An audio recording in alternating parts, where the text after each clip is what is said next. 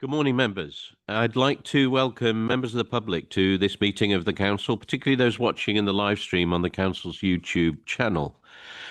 The Council supports the principle of transparency and encourages filming, recording and taking photographs at its meetings that are open to the public. Members are advised that this meeting may therefore be filmed, photographed or recorded. Can I ask that all members turn their mobile phones to silent or vibrate whilst the meeting is taking place?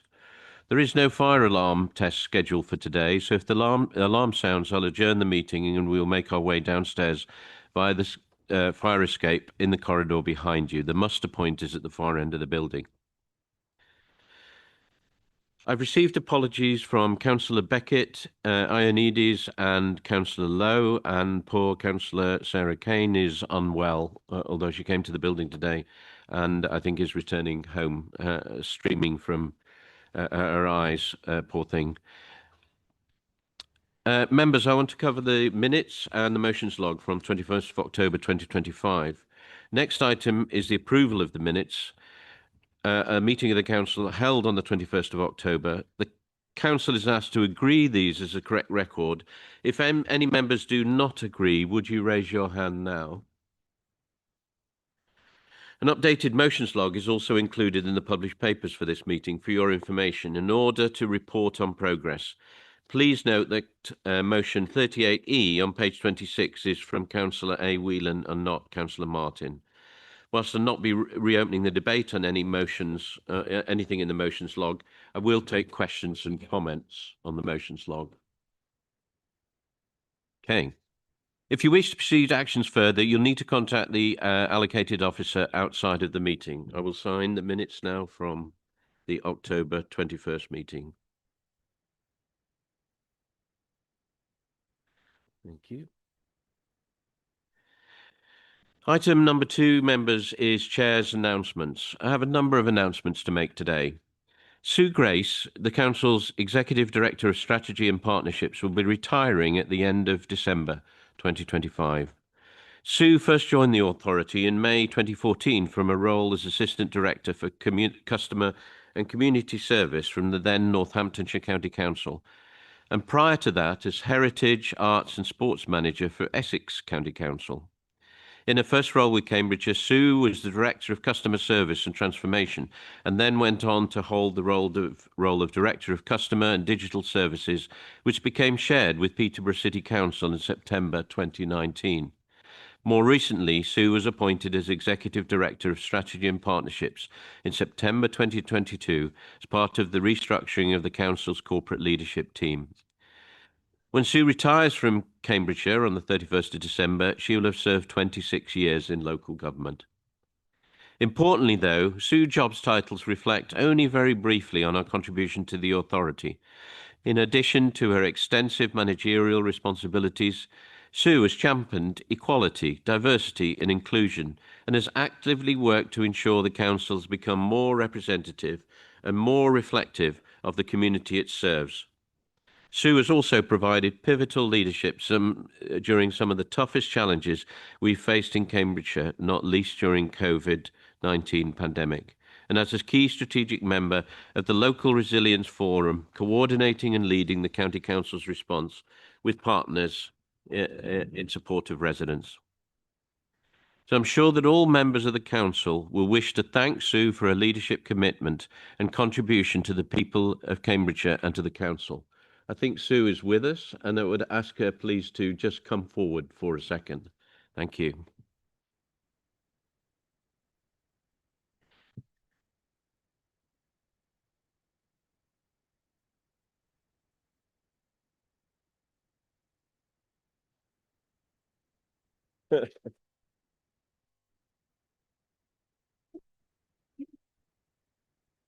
So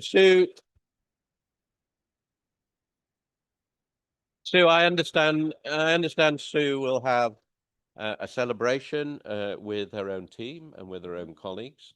So this is on behalf of members to thank you for all the work that you've done with great appreciation. Thank you very much, Sue. Just wait here for a second.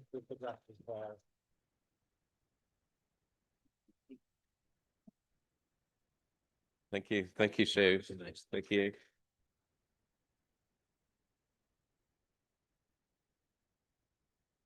Members will wish to note that Fran Marshall has been appointed the Service Director for Quality Assurance and Safeguarding in the Adults Health and Commissioning. Fran has previously held the role of the Council's Adult Principal Social Worker.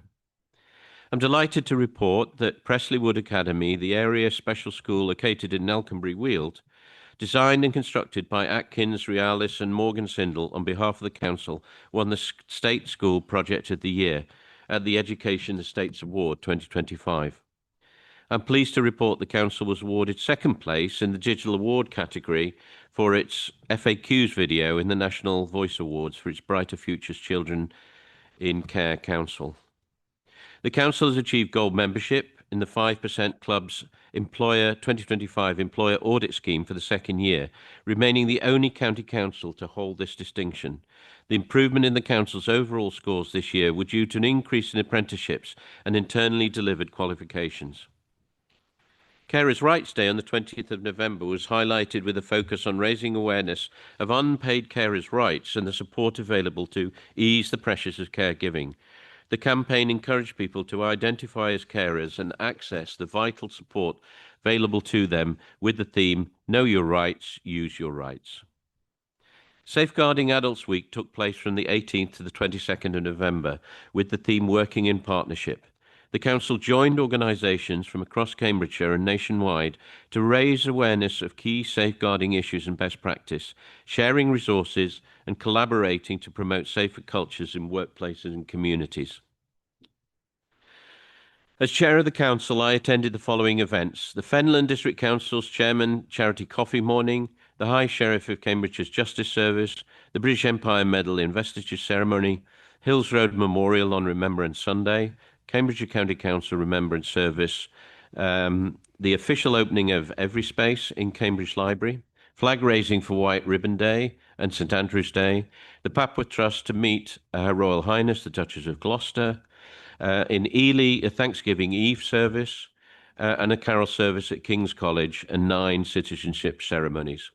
The Vice Chair attended Huntingdon Town Council on Remembrance Sunday and 1 citizenship ceremony. That concludes the announcements for today. Members, item 3 is declarations of interest. Under this item, members are asked to declare interest under the Code of Conduct and any item in the agenda of today's meeting if they're not registered on the Register of Interest. May I have any declarations now, please? Thank you. Item 4 is public question time. This allows members of the public to ask questions at the council meeting, provided they've given advance notice, which they have. The council has received notice of 2 questions, the content of which has been circulated electronically to all members and published on the council's website. Can I ask, first of all, Miss Leanne Simpson to ask her question? Thank you.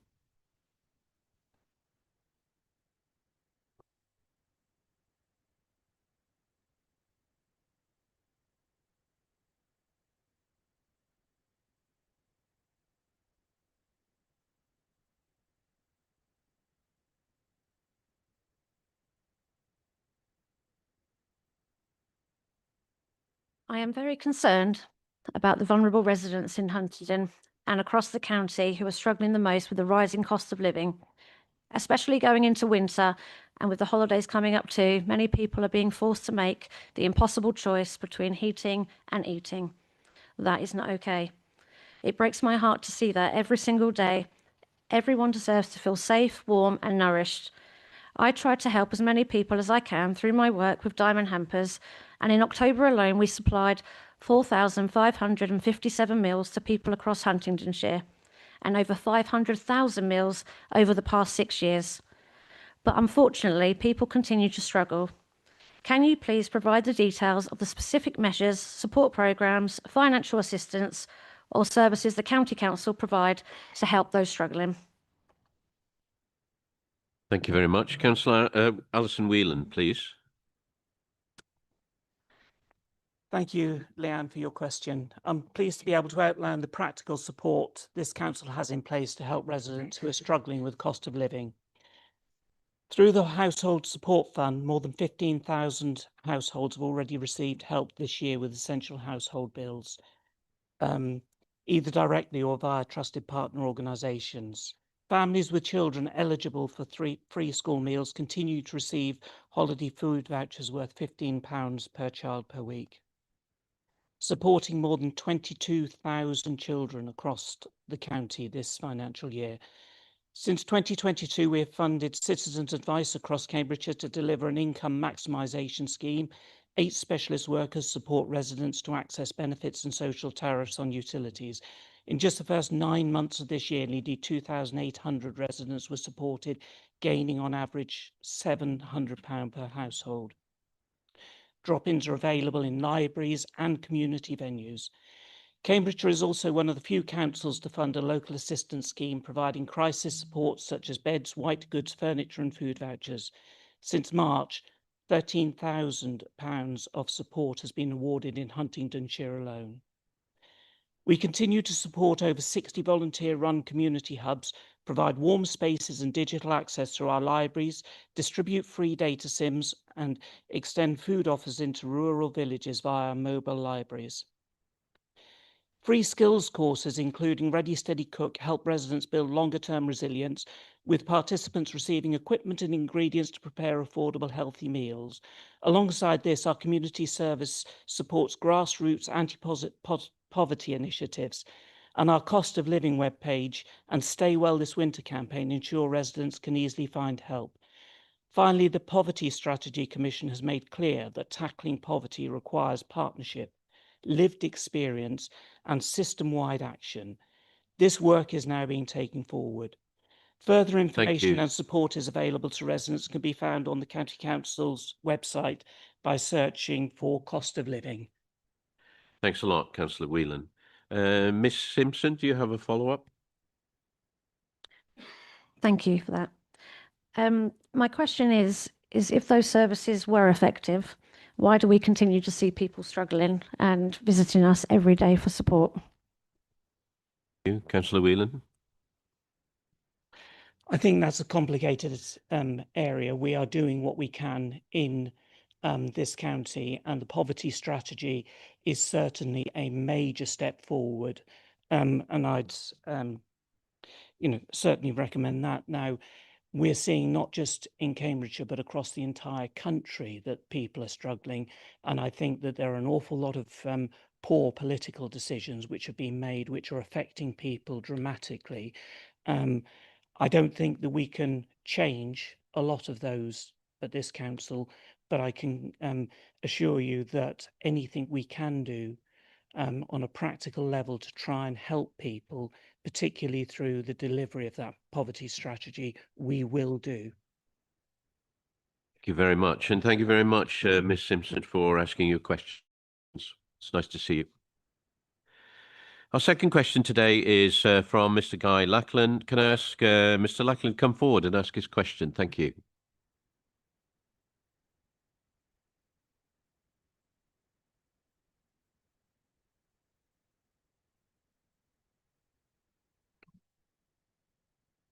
Thank you, Chair.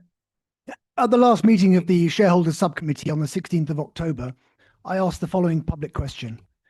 Could the Chair of the Shareholder Subcommittee explain how £34.2 million of loans made by the County Council in August and November 2020 to This Land Limited have been secured against properties already fully mortgaged against previous council loans? I asked how the council's money has been repeatedly secured against the same properties, especially considering that the original charge documents stipulated that the properties were free from any security other than the security created by the deeds in question. The answer, for some reason given by Mr. Hudson, Executive Director, Finance and Resources, concluded with the following sentence. And before undertaking the financing in 2020, the Council commissioned external appraisal to confirm there was sufficient value in the properties being charged to support the additional lending. Please could the Leader of the Council confirm the statement of the Finances and Resources Director and tell me the name of the company which provided the external appraisal supporting the increased valuation of the 10 properties, which in turn was used to justify the additional secured lending of £34 million of public money to This Land Group companies in August and November 2020. Thank you very much, Mr. Lackland. In the first place, I'd like to ask Councillor Young to respond. There may be some detailed further responses in the supplementary. Councillor Young.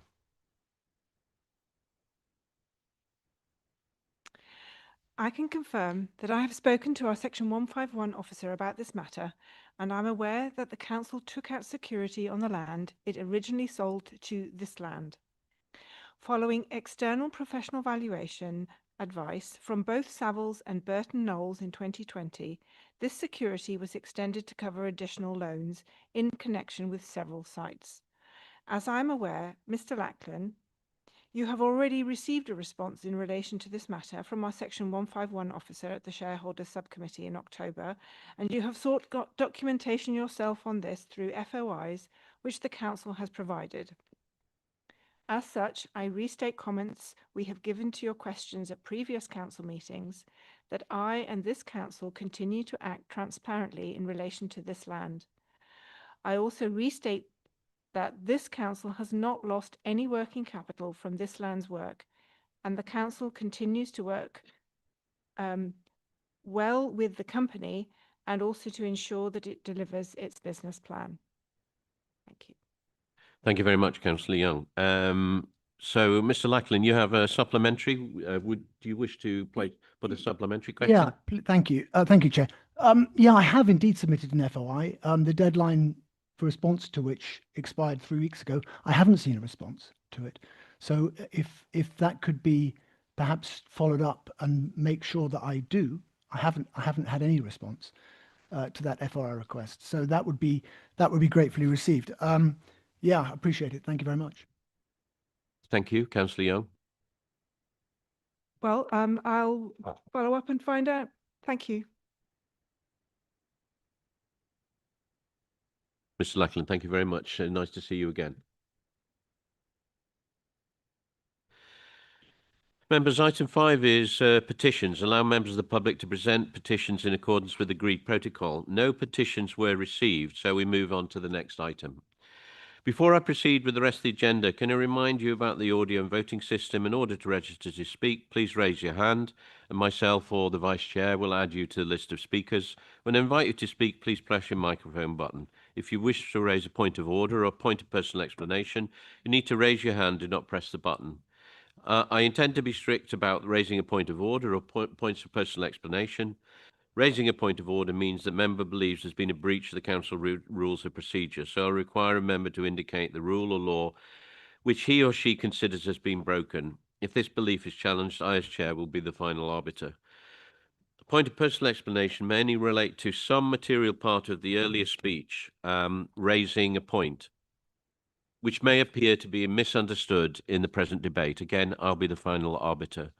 I'd like to remind members that if a member rises on either of these points, any other member currently on their feet should immediately sit down until the point has been determined. Speeches of the members must be addressed through the chair.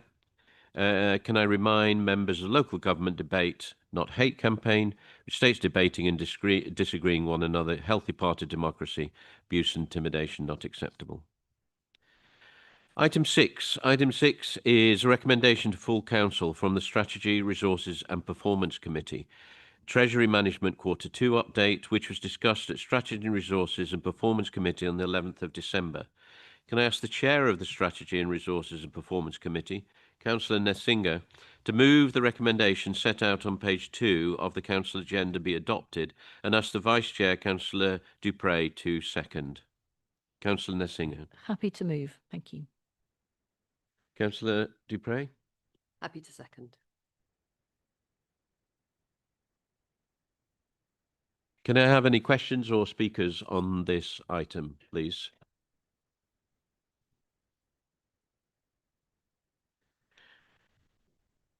In the absence of speakers or questions, there seems to be general consensus in the support of the recommendation. If anyone disagrees, could you raise your hand now, please?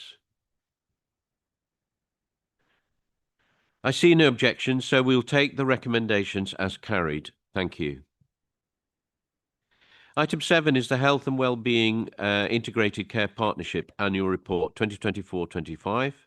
Can I ask the Council's lead member for Health and Wellbeing, Councillor Navarro, to move the recommendation set out on page 31 of the report to be adopted, and ask that the Council's other representative On the Cambridge and Peterborough Health and Wellbeing Board, Councillor Wilson to second. Councillor Navarro. Thank you, Chair.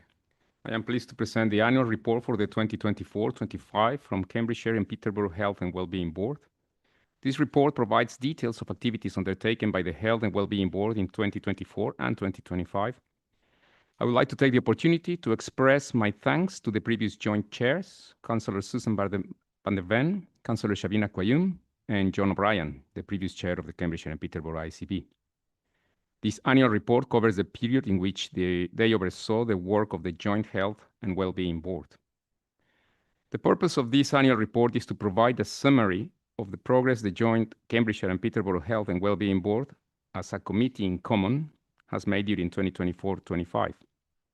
The report focuses on activities around the 4 priority areas.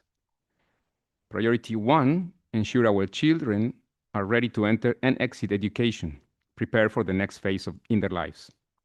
Priority 2, create an environment to give people the opportunities to be as healthy as they can be. Priority 3, reduce poverty through better employment, skills, and better housing. Priority 4, promote early intervention and prevention measures to improve mental health and well-being. In the last year, we have also focused on developing our ways of working as a committee of system leaders, developing a much more explicit connection with our health and care partnerships at the level of place, covering the north and south of the board's overall area. This has helped us lay the foundation for the new responsibilities for health and well-being boards, to have a leadership role in developing the neighbourhood health plans announced in the NHS 10-year plan. This annual report demonstrates that the Health and Wellbeing Board will continue to be driven by a shared and enduring commitment to collaboration between all partners that can deliver better outcomes for our communities in Cambridgeshire and Peterborough. Thank you very much, Councillor Navarro. Councillor Wilson, would you like to second the recommendation? Happy to second the recommendations and reserve my right. Thank you. Thank you. Can I ask for any questions or comments on the Health and Wellbeing report? Okay. Councillor Howitt, please go ahead.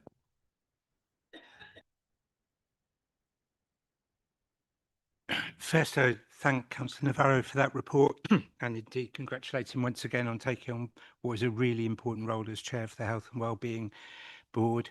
I am delighted that the government's 10-year plan for the NHS has reinforced the role of local authorities in providing public health. There was some discussion about whether it might be moved back to the NHS, and so that's a really important vote of confidence on local authorities and including this one in undertaking our public health function.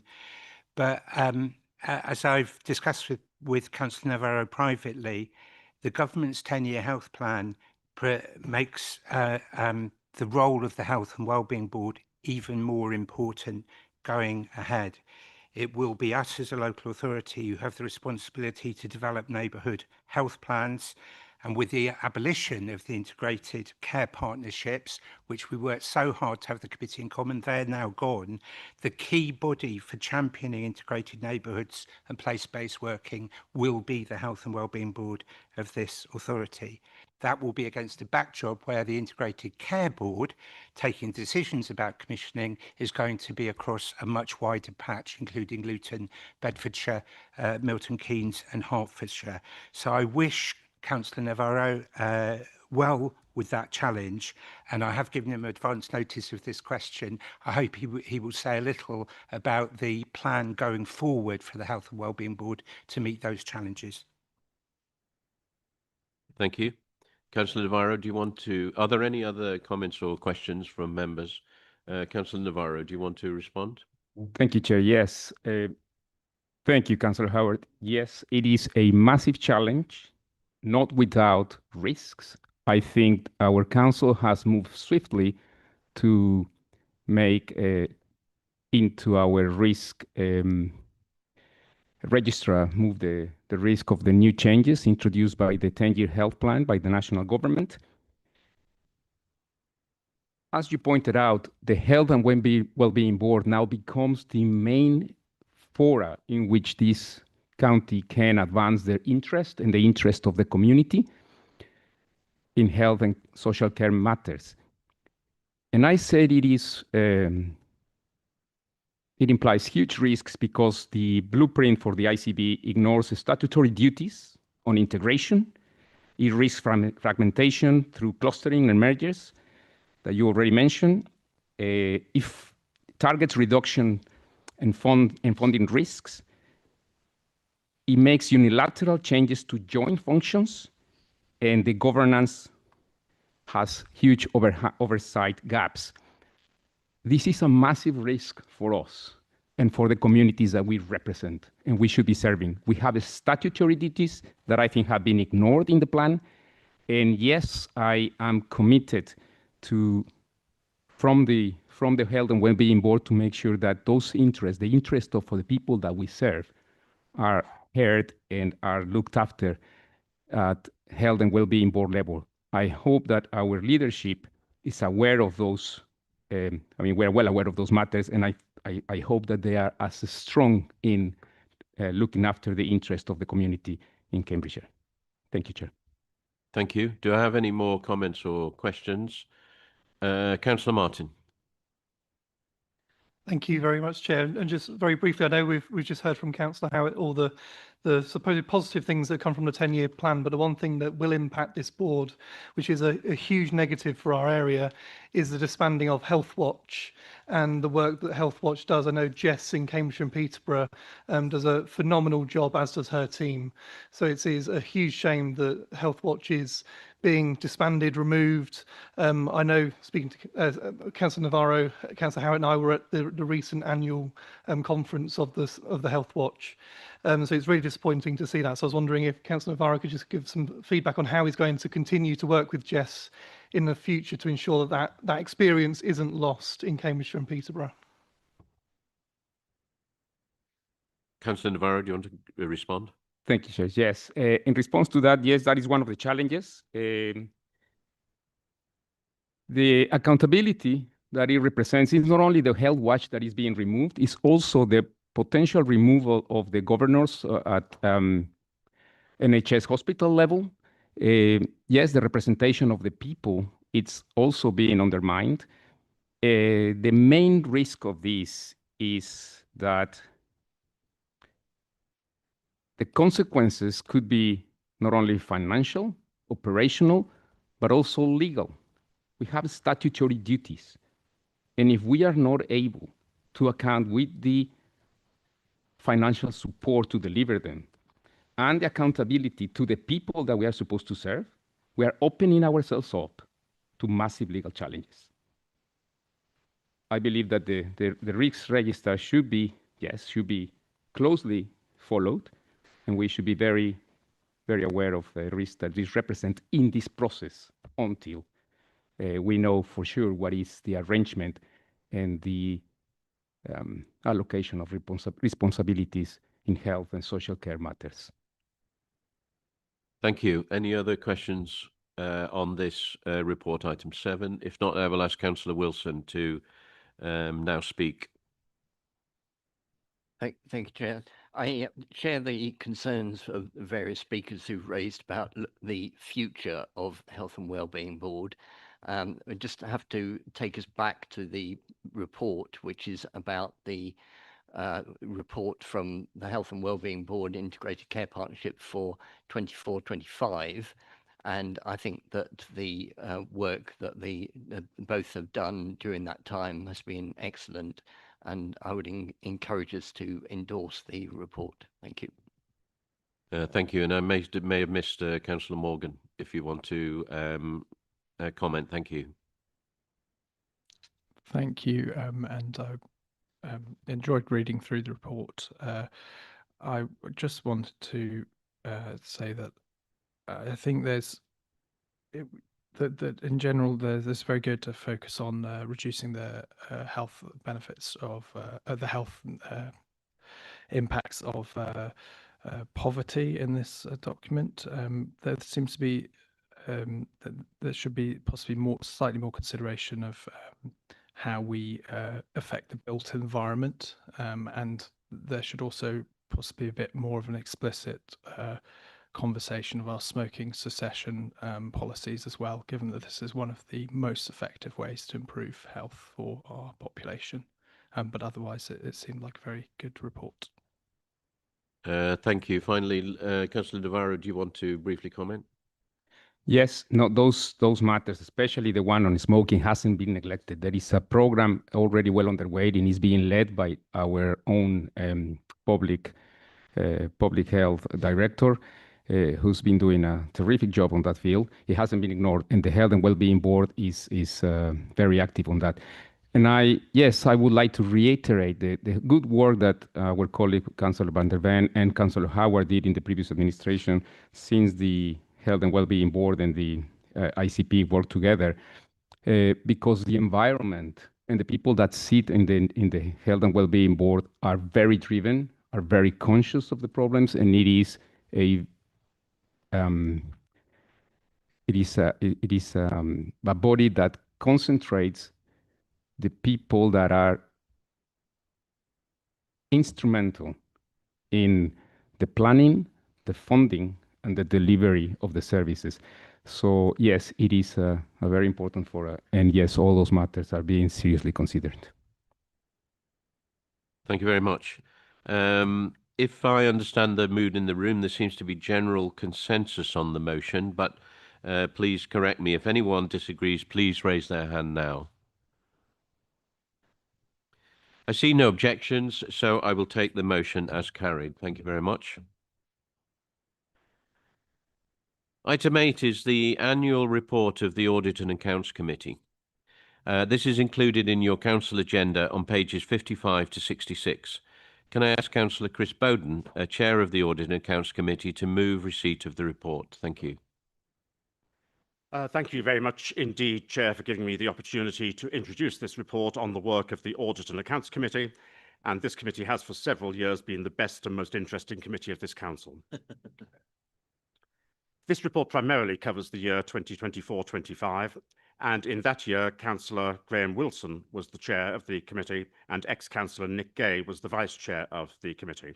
They'd both served for 4 years in those capacities, and I have to say that in that period, the committee operated on a very effective, non-party political basis, thanks to the leadership that they showed.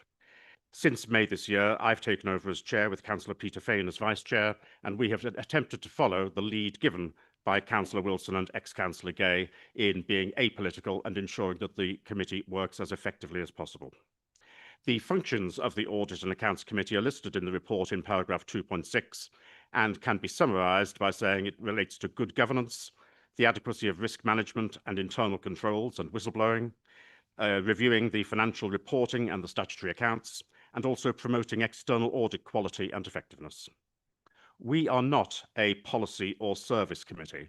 Tempting though it is sometimes with some of the things we see before us to start looking at the detail of those policy or service committees, that's not our job. Our job is to look at the internal controls which exist and to ensure that we have an adequacy of risk management. And where it's necessary, we do have the constitutional right to refer matters back to the relevant policy and service committees for them to consider further. In my 10 years as a member or substitute member of this committee, I believe we've done that 3 or 4 times. And one of those times is within the period we're talking about, where in, I think it was January this year, we referred a matter back to the Adults and Health Committee concerning indemnity assurance for adult social care contractors and subcontractors. The audit of the financial accounts for local councils has been complicated in the last few years because of the historic backlog which built up over several years for audit opinions of councils all around the country. And that led, in our case, as in most authorities around the country, to the absence of an audit in 2022-23. And since then, and as a result of the lack of assurance from 22-23, our audited financial accounts, as is again the case with most authorities around the country, have necessarily had a disclaimed opinion. I do have to thank Michael Hudson, our Section 151 officer, and all of the finance staff in the council for the work that they've done and the support that they've given to the work of the committee. I need to give particular thanks to Mairead Clayton, who is our head of internal audit and risk management, for her robust and, I have to say, independent work in making sure that we have as strong a system of internal control as is possible. And finally, unusually, I have to thank Stephen Moore, our chief executive. And it's unusual because unlike most chief executives around the country, he attends almost every meeting of the Audit and Accounts Committee, and that shows the seriousness with which he takes the work of the committee, and also gives us the opportunity to put various points to him as the head of paid service. So I'm very grateful to Stephen Moore for taking on that responsibility, which, as I say, most chief executives in authorities around the country don't do. Happy to present the report, Chair. Thank you very much. Yeah, thanks for your recognition of Chief Executive's participation. Are there any questions, Graham? Please, Councillor Wilson, go ahead. Thank you, Chair. As Chris has mentioned, I was the chair last year, so it seems appropriate that I should speak. I'd just like to reinforce Chris's comments about how we work in a non-partisan, apolitical way, and we always operate in the best interests of the council as a whole. I am able to reassure residents that we have, as we do each year, fully participated in the annual accounts audit and are pleased with the results that we're getting back. The audit process is an important and valued way in which we hold to account our management of taxpayers' money, and we will continue to prioritise robust financial decision making and transparent reporting in the years to come. Thank you.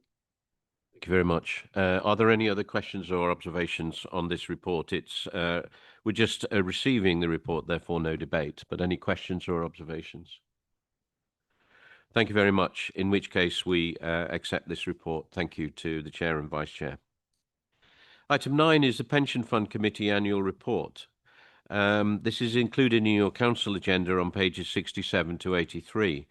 Can I ask Councillor Jeff Seif, Chair of the Pension Fund Committee, to move receipt of the report? Thank you, Chair. I'm pleased to introduce the Cambridgeshire Pension Fund Annual Report for the year ended 31st of March 2025. This report is a statutory requirement and provides members and stakeholders with a comprehensive and transparent overview of the fund's activities, performance and governance, and in particular describing how the fund is managed, setting out its ethical framework in which it operates, and demonstrating how it meets its obligations to members and employers.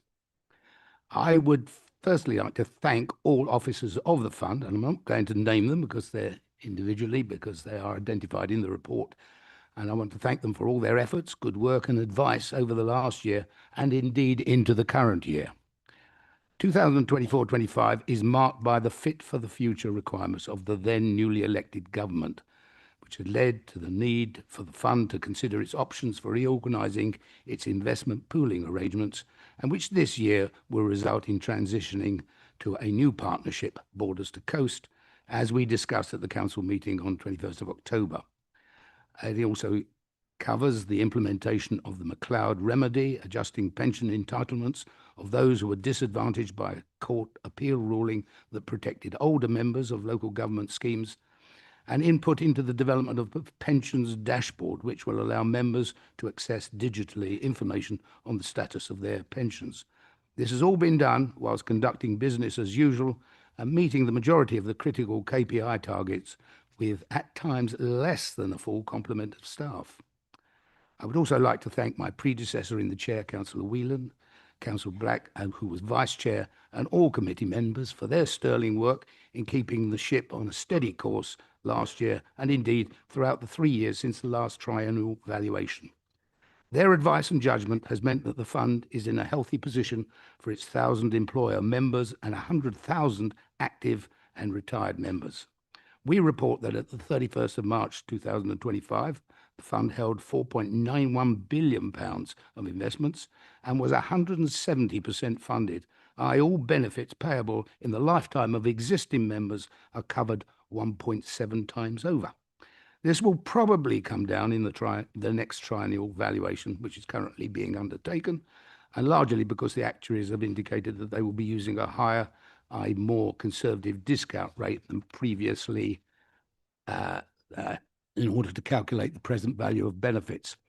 Notwithstanding that, I can announce that we will be in a position to reduce employer contributions, at least as far as the county council is concerned, which is good news for next year's budget process.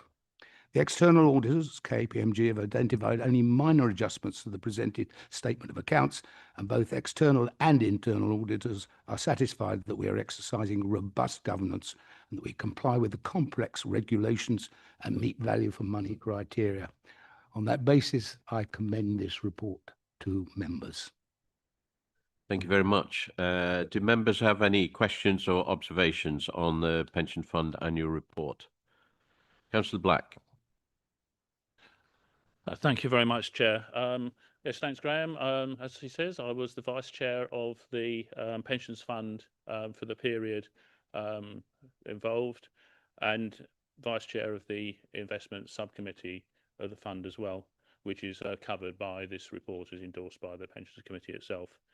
And the Pension Fund can't alter the contributions that employees make or the benefits that members get. It does have some role in the employer's contributions to make things balance out. It'd be useful if we know how much the reduction for the county council is before we get into the budget setting process. But a big thing that the fund does cover is investments. As the fund relies on its investments.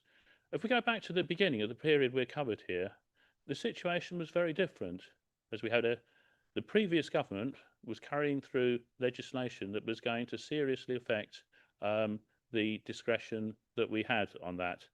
And to stop disinvestment campaigns, it was particularly aimed at protecting one regime that you might invest in, but it was couched in the legislation to affect all regimes, so for instance Burma as well, and it would have really made it very hard for us to carry out an ethical investment policy. Now, the fund has been trying to carry out an ethical investment policy. I think on the issue of the environment, quite a lot has been done if we look at the details. Now, back in 2021, a Labour City Councillor reminded me that he'd put a motion to the pension fund asking for the fund to try to become more carbon neutral in its investments, and that was actually voted down at the time by the Liberal Democrats.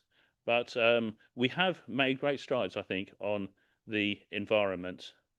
I think there's a lot more to do on social issues and looking to see that the people we invest in respect worker rights, respect trade union rights, and are a positive influence on the countries. A little bit off-piste there, if you don't mind. Well, this is covered in the investments of the pension fund, and that is what we are receiving today.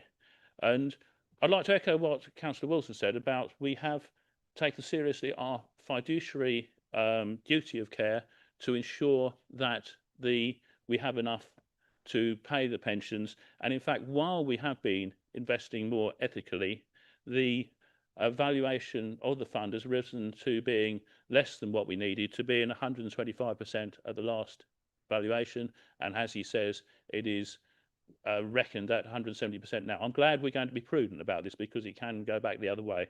And that is very important.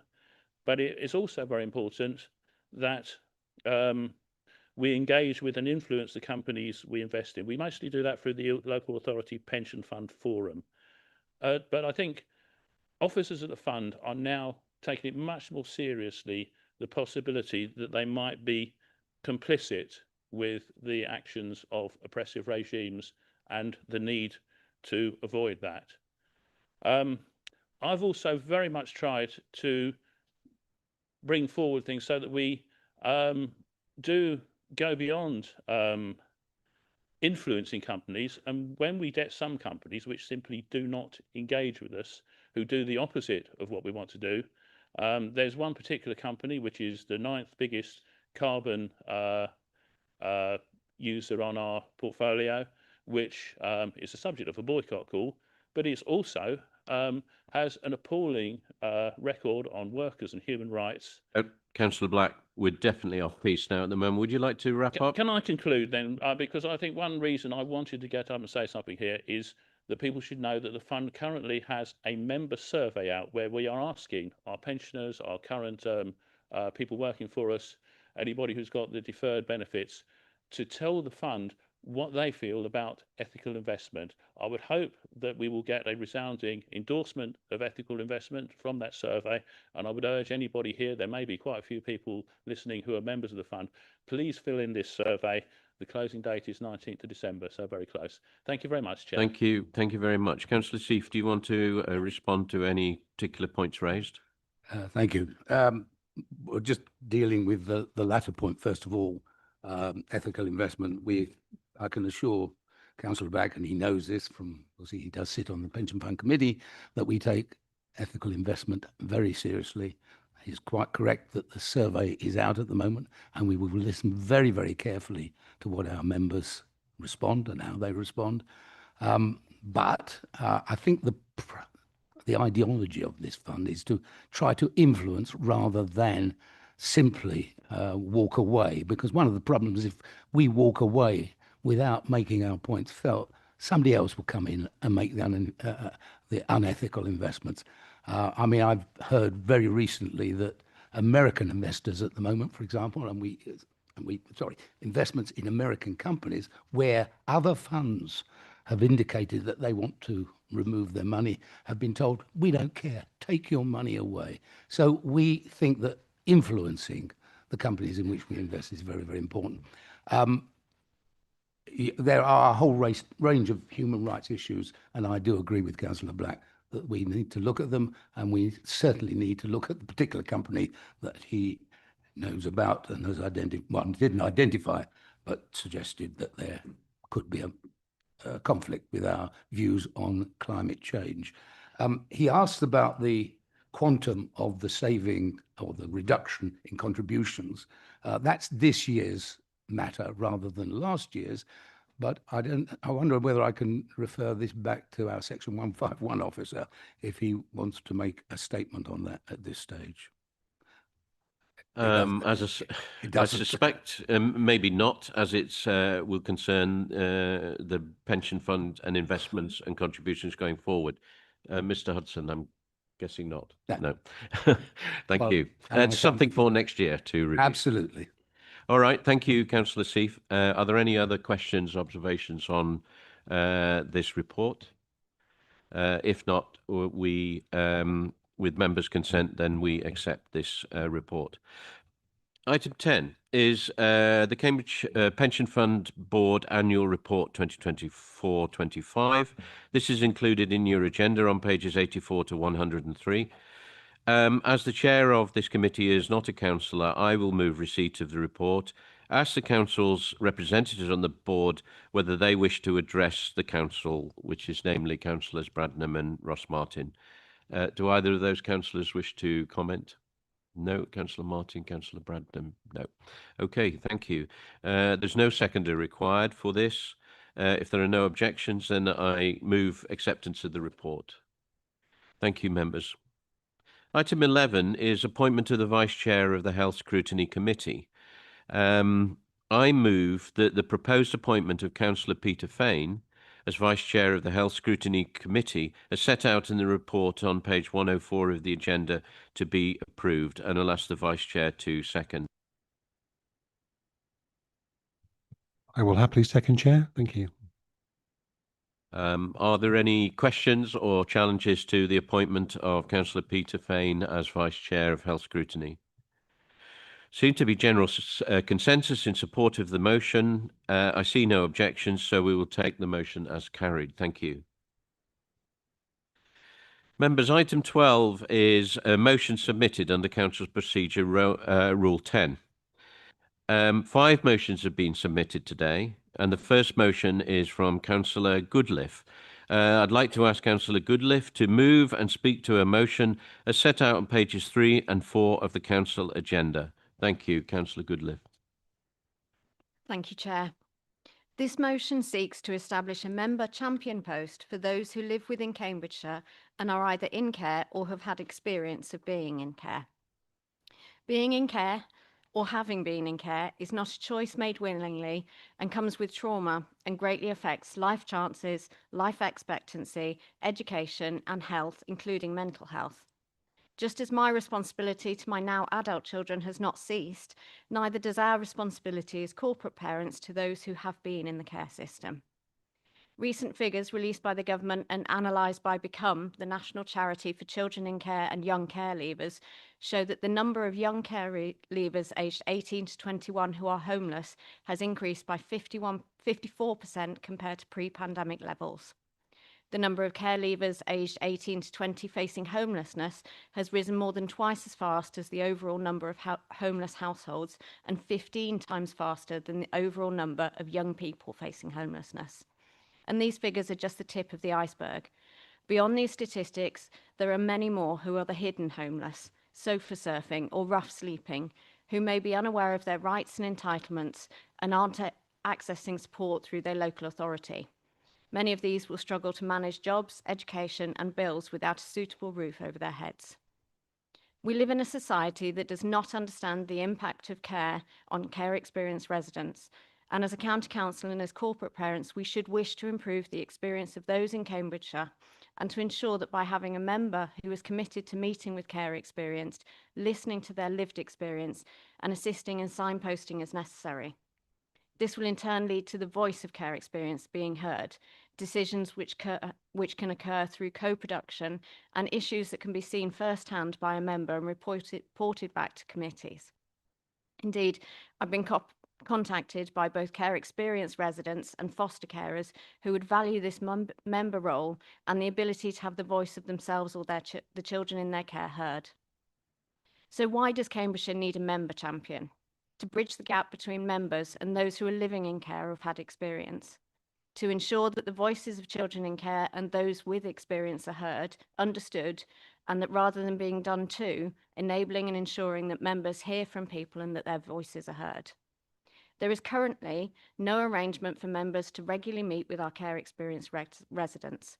Detailed reports come to Children and Young People's Committee, but we've lost the lived experience from those service users who used to attend and meet members, were able to develop relationships and also had the chance to work to improve services for themselves and others. Best practice comes from being led by those who have lived experience, listening to their views and needs firsthand, and having a service which gives priority to co-production and collaboration. A champion would be able to represent members wherever care experienced people are, supporting across the county and working with communities where support needs further establishing. A member champion would work with officers and other staff to ensure that members understand their responsibilities, attend and understand the training given to them, understand the knowledge and impacts of trauma, and so that all members can take seriously the responsibility entrusted to them since election and as corporate parents. This includes within the children and young people space, but also across the whole council system and every department, decision and plan. Having spoken to officers, they've stated today that the bulk of any cost of this role would be in time rather than monies. Cambridgeshire has around 475 care leavers aged 18 to 25 and many more older than this. We currently have 741 children in our care. This role would be a demanding one, and for this I make no apology. I feel it forms part of our corporate parenting role that are members we should be offering. I ask for support for this on behalf of care experienced residents that I know, and those who are member and that anyone who would be a member champion would be privileged enough to spend time with and learn from, in order to ensure that as corporate parents we take the responsibility, privilege and honour of being a corporate parent in everything that we do as members, as a council, and in all future plans and changes. Thank you, Chair. Thank you very much, Councillor Goodliff. I understand Councillor Murphy is to second. Would you like to speak now or reserve your right? Thank you. Yes, I will second. I'll reserve my right, please. Thank you. I have first speaker, Councillor Bywater. Yeah, thank you very much, Chair.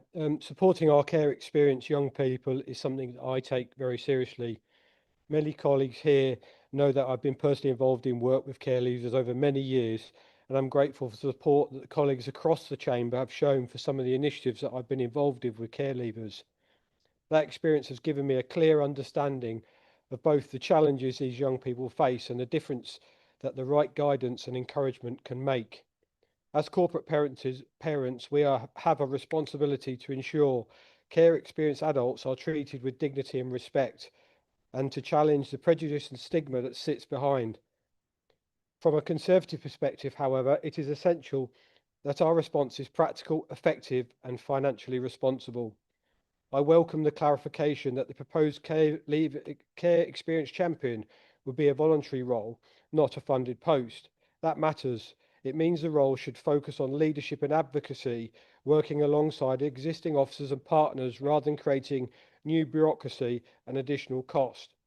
In practice, I see this role as helping to amplify the voices of care experienced young people, ensuring lived experience informs policy and providing challenge where systems are not delivering.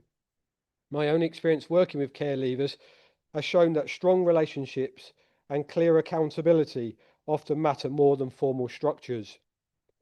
I also welcome the emphasis in this motion on listening to care experienced people themselves. That aligns with the Conservative principles of empowerment and personal responsibility. But consultation must lead to real improvements, not just further discussions or reports. Where this motion is strongest is it is in its focus on housing, skills, employment and aspiration, supporting care experienced residents to build CVs, prepare for interviews and access stable work is exactly the kind of targeted outcomes driven support that can genuinely transform the lives of these young people. And I've seen this impact firsthand. If this role is to succeed, we should be clear about how success will be measured. That should include improved engagement with care experienced residents, better coordination across services, and progress against outcomes in housing, education and employment. Regular proportionate reporting through the CYP will help ensure transparency and effectiveness. So, Chair, while I support the spirit of this motion, I urge the Council to proceed with clarity and discipline, defining the role carefully, avoiding duplication, and building on the good work already being done by our excellent care leaver mentors and the community partners. Our care experienced young people deserve practical support that delivers real results. That must remain our focus. Thank you, Chair. Thank you. Thank you very much. So I have speakers, Councillor Goldsack, Councillor Edge, Councillor Bulat, Councillor Bradnam. Councillor Goldsack. Thank you, Chair. It's a pleasure to speak to this motion. There are some errors in the motion, which I'd like to highlight because I think they're pertinent to what the members' decisions they're making today. I regret that in the motion it doesn't mention voluntary. It does in the speaker's words, but it doesn't mention them in the written we talked about. It also doesn't mention that it was a member role. And I think they are key decisions and almost somewhat go against what the words that come out. So I think it's a different motion that we're talking about now. Either way, I support the motion, and I support the motion for these reasons. What we have at CYP at this moment in time is a very enthusiastic but very inexperienced bunch, and I count myself in that as well, as we all come to terms with the difficulties of everything that's going on within CYP. If we look at EHCP, if we look at CARE, if we look at SEND, they're all struggling. We're all behind where we should be, right? When Councillors Goodliff and Councillor Bywater speak on CYP, I listen because they have got active and real experience in this area. So if they think this is a good idea, I tend to lean towards this being a good idea.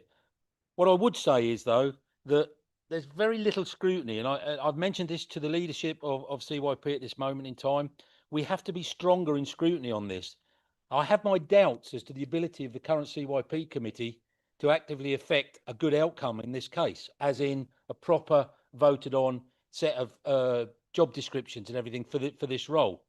But for it to be a member champion, again, I'm a little bit confused as to why we had to include, or why the author was advised to include make sure we've got funding for it. It all seems a little bit round. So in principle and in actual terms, I will support the motion, but I do think that we've missed an opportunity here, and there may be some people in the room that really don't understand what they're voting on this matter. Thank you very much. Councillor Edge, then Councillor Billat. Thank you, Chair. I'd like to thank Councillor Goodliff for bringing this motion. Our protected commitment to care experienced children, young people and adults is really important. Listening to the voice of these members of our community who've had to navigate real challenges in their lives is critical. Both to be certain they are able to thrive in our community, but also to make sure we are playing our part as corporate parents to so many who deserve our support at every opportunity. I've been honoured to meet many of our care leavers at care leaver events and children in care and their carers at celebration events. These events are a great opportunity to bring these groups together and for us as members to interact and learn, but this alone is not enough. I want to pay credit to Councillor Bywater and others undertaking support as mentors to our care leavers. This is a vital voluntary service that really makes a difference to our care leavers. I look forward to continuing conversation with Councillor Bywater and officers as to how we can work together to provide more mentors from within our council membership and staff. Offering this support to our care leavers to give them a trusted adult to help guide them through their transition to adult life is something I look forward to offering my support to, and I'd like to encourage other members as corporate parents to also engage in the prospect of becoming a mentor. All of this said, championing the voice of our care experienced residents does in my view require someone with the dedicated responsibility of listening to and championing all care stakeholders. Though those of us who haven't had to experience navigation through care from a young age may be able to empathise, it is only those with lived experience that can truly appreciate the emotions and practicalities required to survive and thrive. On this basis, I support this motion and I hope all members will. Thank you very much. Councillor Billat. Thank you, Chair, and I really welcome this motion from my colleague, Councillor Goodliff, which is, of course, building on her successful motion previously to have care experience treated as a protected characteristic in our county, and there's been a lot of progress following that motion across our services as well. Now, I would like to draw attention to one of the groups that is rarely spoken about in those discussions, and I think all care leaver voices should be brought forward more in our discussions in the Council in general. But I would like to draw attention to unaccompanied asylum-seeking children, which are about a third of children in care, and of course, those will be the people who will become care leavers in greater numbers as well. Having a care experience champion is really important for all care leavers to ensure everyone's voices, especially those we rarely hear from, are represented, as Councillor Goodliff has highlighted in her speech. And the number of unaccompanied asylum-seeking children has actually been growing recently in Cambridgeshire, and those young people have already and will become care leavers. And we have to be realistic that they do face a lot of barriers on top of everything else that all care leavers experience, which can create a lot of issues going forward if we don't tackle them before. Now, if you leave care and you don't have a secure immigration status, life really becomes impossible the day you leave care. And I would like you to imagine, for example, if you're on your own, you leave care and you apply for a job, and then you're denied that job because you can't prove your right to work. Maybe you then want to continue your studies, but you can't prove you have the right to go to your studies. You then don't have any recourse to public funds. And moreover, you live in this constant fear that any moment you can be told to go back to the country where you might have escaped war, persecution, and trauma.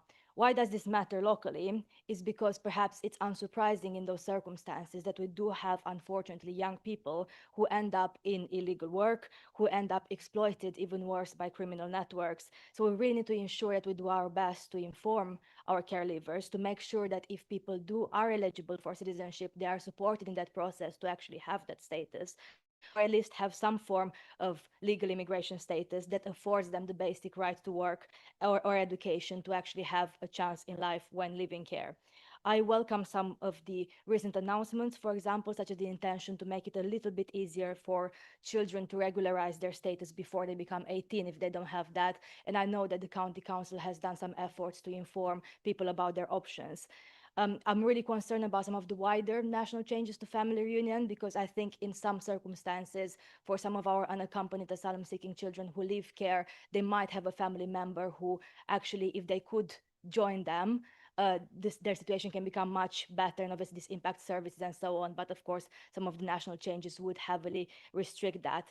So as we're doing this work on the council, I do really would like us to consider some of the impacts those policies have on our care leavers and how can we inform them to choose the best they can in those circumstances. How can we support them to actually regularize their status so they have a legal status and right to work, and therefore improve their access to services as well. Thank you, Chair. Thank you very much. Councillor Bradnam, then Councillor Tong, and Councillor Tierney. Thank you, Chair. I very much welcome this proposal from Councillor Goodliffe, and as a member for a long time and then chair of the previous corporate parenting subcommittee, which was only recently removed, I mean, what I have become aware of is that we need to ensure that we have a formal and informal opportunities to meet with our young people in care, but also our care leavers. Because if we don't know what they need and what they'd like and what motivates them. And so I think it's really important that we have both these formal and informal opportunities, but also that our children in care and our care leavers have this single point of contact. And I think it's appropriate that it's a member, because we can then work with officers to assist them. I think this single point of contact will be a very good idea. And I'd also, welcome that there's a regular point on the CYP agenda to ensure that the concerns of our foster carers and our children in care are brought to the attention of members on the Children and Young People's Committee. Thank you. Thank you. Councillor Tong, then Councillor Tierney. I would just like to express my support for this motion and thank Councillor Goodliffe for bringing it forward. I think it's a fantastic thing. We need to do all we can to support children in care. And I also think it's really great that Councillor Boulat has acknowledged unaccompanied asylum-seeking children who are, well, they're facing such a difficult time at the moment, and we really, really need to do everything we can to get them the support they deserve. Hopefully, with the budget coming up, we can also think about what can be done within the budget to provide extra support too. Thank you very much. Councillor Tierney, and glad to see you're dressed appropriately for the season. Thank you, Chairman. As you know, I always wear a Christmas jumper. Yeah, I'm supportive of this motion, and I think it's an important issue that's been brought in before us. I guess the only point I would make is I would have preferred it to be much more ambitious. Although we've got to start somewhere, so it's a good start. But for me, I think I worry that putting the job on one voluntary member, it's a huge job for one person to take on, even with some support. And I worry that you're almost setting them up to fail. Now, obviously, I hope that doesn't happen, and I hope that the idea grows and that we expand it. But I just feel like this is a big job to place on one voluntary person. Nevertheless, I am supportive of the motion. Thank you. Thank you very much. Are there any other speakers? If not, there does seem to be a general consensus in support of the motion. However, if anybody does disagree, please could you raise your hand now? Oh, I'm sorry, I forgot the second. Councillor Murphy, I'm very sorry. Thank you. No, that's not a problem at all. I'm very happy to second. I would just like to add my thanks to others, to Councillor Goodliffe for putting this motion forward. And just to be clear to members, this is a member champion that is being proposed very much in the mould of other member champions we have. And I've got every confidence that the member champion recommended here would make a really valuable contribution. As Corporate Parents, as has been noted, we have a continuing role in supporting children and young people who've been in the care system in Cambridgeshire. but also as an employer, we recognise care experience as a protected characteristic.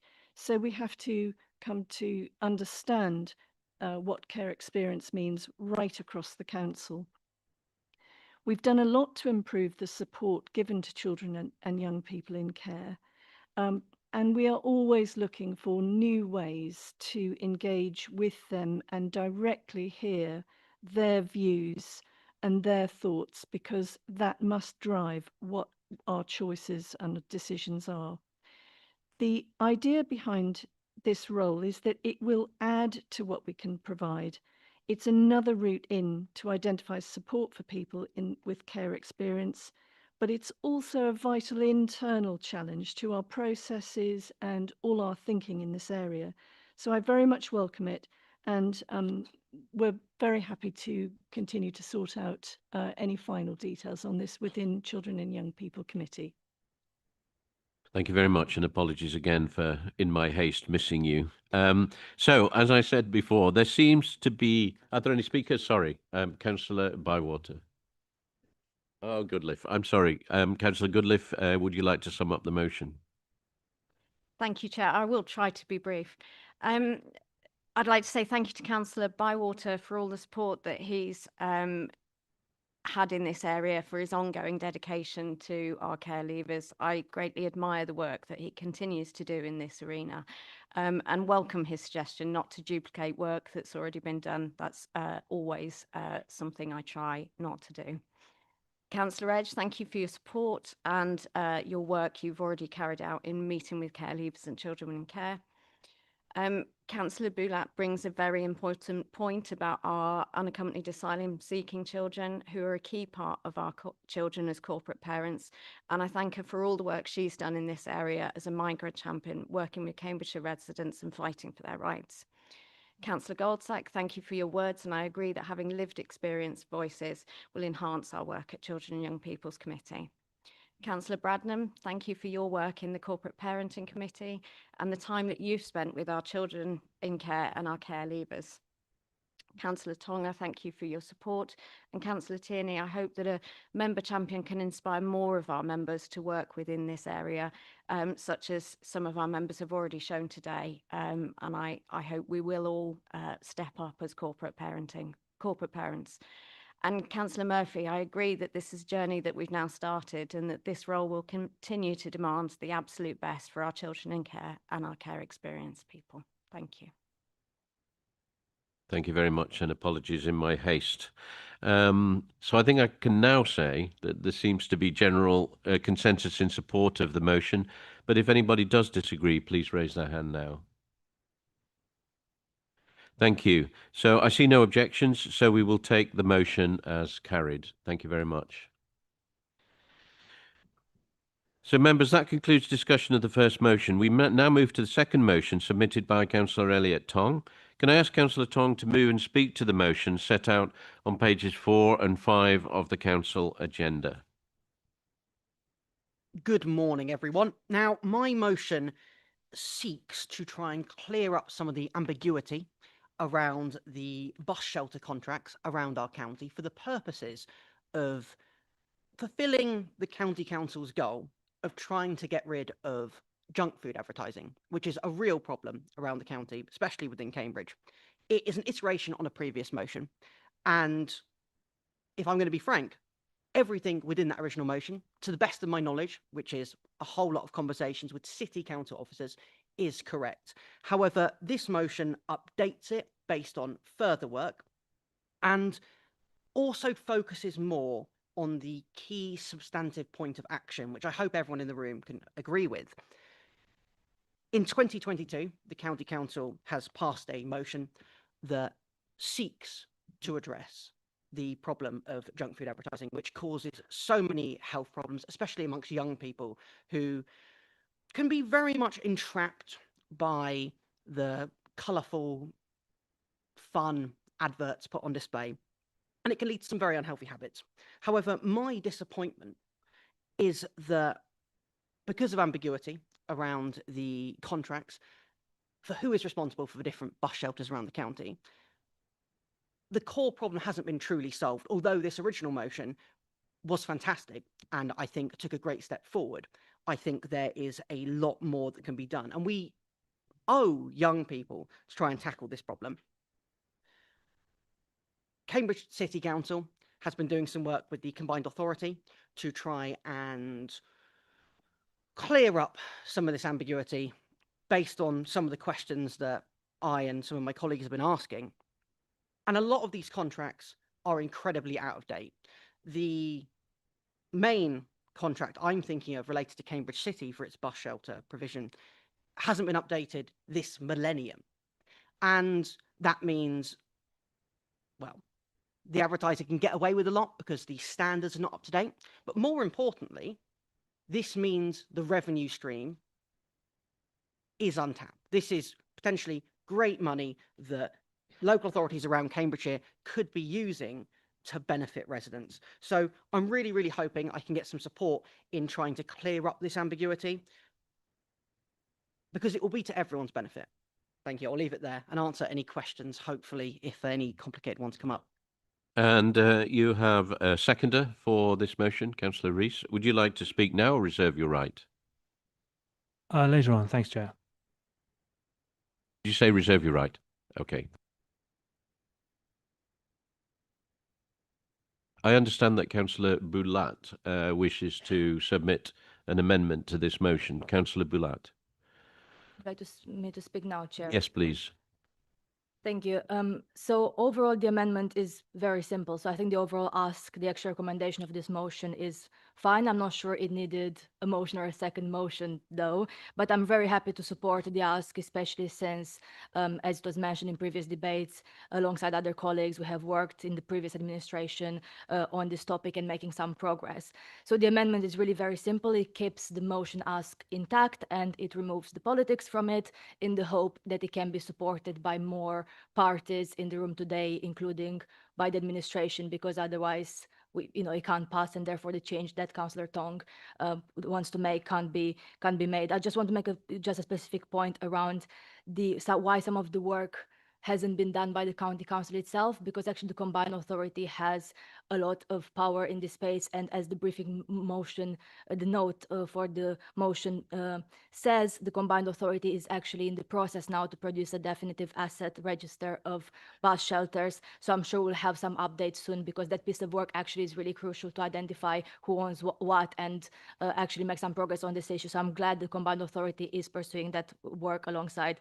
So overall, I wrote this amendment in the spirit of cross-party collaboration, recognizing the work of both previous and current administrations, and focusing on getting the motion passed at this council today rather than writing leaflets for or against. Thank you. Thank you. And you have a seconder? Yes, Councillor Goodliff. Goodliff, would you like to speak now or reserve your right to speak later? I'll reserve, please. Okay. Thank you. We now move to debate members on the amendment. Do I have speakers who wish to talk to the amendment? Councillor Martin. Thank you very much, Chair. So speaking to the amendment, I will be supporting the amendment today, but I won't be supporting the main motion when we come through to the final vote. I agree with Councillor Boulat. We need to take the politics out of the original motion. When it first came to council a few years ago, I wasn't here, unfortunately, but I know members of my group did support it, and my group have an open vote, a free vote today. But what the motion doesn't include is how much officer time are we going to be spending on this. A lot of work has happened to this point, but there's no understanding of how much time we're expecting Frank to spend on working with our parish councils, with our district councils, with the combined authority. The last motion was required to have in there taking it to committee to determine how much money can be spent, but we've got nothing in this motion. So I think that it shouldn't pass because we don't know how much it is going to cost. But also, I fundamentally disagree with us as a county council pushing our will down onto district and parish councils on what we can and can't advertise. What is fast food? What chains are we not allowing? Which chains are we allowing? Who's going to make that decision in year? It isn't clear. The original motion wasn't clear. We shouldn't be stopping councils from doing whatever they think is right for their area. So we shouldn't be imposing our will on them. And Councillor Tong also mentioned about the contract in Cambridge. He is a city councillor. If he wants to bring it to Cambridge City Council, he's more than able to do so. That isn't a matter for us at Cambridge County Council to be deciding. That is for Cambridge City to decide. If Huntingdonshire wants to make a decision, that's for them to make. We shouldn't be imposing our will on anybody else unless we have a power to do so. So, Chair, I will be supporting the amendments because it takes the politics out, but I will not be supporting the final motion. Thank you. Thanks. I think some of that was on the main motion, but yeah, exercise discretion. So we're debating the amendment, members. You get to speak last, Councillor Tong, I think, on the amendment. Councillor Tierney, go ahead. Thank you, Chair. The amendment is better in that it takes out the politics. I won't be supporting it or the main motion. I really don't think that we should be delivering authoritarian controls on what people can and can't advertise. Personally, I like seeing the Coca-Cola advert at Christmas. It makes me think Christmas is coming. I like to know when people have got a new Christmas menu or an Easter menu or a summer menu. I absolutely think people should feel free to buy any fast food they want and advertise any fast food they want. And it's up to you whether you choose to follow that advert or ignore it. And I think attempts to control it is authoritarian and childish simultaneously. Thank you. Maybe some elements of the main motion, but that's fine. Councillor Hathorn. So I think both the amendments and the motion are quite sensible because they don't actually, although the amendment talks about junk food advertising, it doesn't actually mention it in the final resolution. There is an issue, I think, fundamentally around Cambridgeshire with the way bus stops operate, and but do a bit of work to make that, to have a policy in place that works for the county and Peterborough sounds very sensible. There is certainly an issue that bus stops in which are parish council assets, are not getting updated timetables. So having something which looks at how you can address that and how you can manage that as part of a whole review of buses and how buses work here is really, really sensible. So I will be supporting it. I'm sure parish councils as well would be interested in being offered the possibility of potentially buying into some kind of advertising proposal, advertising commissioning network, whatever, I don't know. But we're not imposing in this motion despite the dialogue and the debate, we're not imposing our policy about junk food advertising or proposing to do within this motion. So I think it's very sensible. Having a review of bus stops and how the posters and whatever inside them works is very sensible. So I will be supporting both the motion and the amendment. Thank you. Any other speakers on the amendment? Yes, don't worry. I haven't forgotten you, Councillor Tong. I think Councillor Goodliffe gets to speak and you get to speak last. Thank you. Thank you, Chair. I may speak on the main motion at this point too, just to save us repeating it later. I do not object to the premise of this motion, but as has been said, there is no need to have brought this as a party political broadcast piece. I have seen the benefit and the impact of good, healthy meals for children and young people, and the benefits of being able to begin life with healthy habits bring lifelong health benefits. It's always tricky for parents to manage this, and I remember the days before the removal of chocolate from supermarket checkouts and the issues that this brought every time a parent was shopping with their children. There's so much advertising influence on our children and young people, and we should be ensuring as a council that we do all we can, as has been brought in a previous motion. Thank you. Thank you. Right, Councillor Tong, I promised I hadn't forgotten you. Go ahead. Yes, well, firstly, I want to say I do actually appreciate the amendment being brought forward because, well, it is a fairly minor change, and if it will secure some more support, I'm really, really happy with that. I think the motion expresses some of my frustration that I don't think Cambridgeshire County Council has been as cooperative as it could have been, especially with Cambridge City Council, to alleviate this problem. However, again, any way to get the support, I appreciate. Good. Thank you. So, members, we are now going to take a vote, I believe, on the amendment, Councillor Boulat's amendment. So, please, can I ask Democratic Services to take electronic vote? Thank you. Thank you, Chair. Members in favour of the amendment, please press the button underneath the word yes. Members against the amendment, please press the button underneath the word no. Members wishing to abstain, please press the button underneath the word abstain.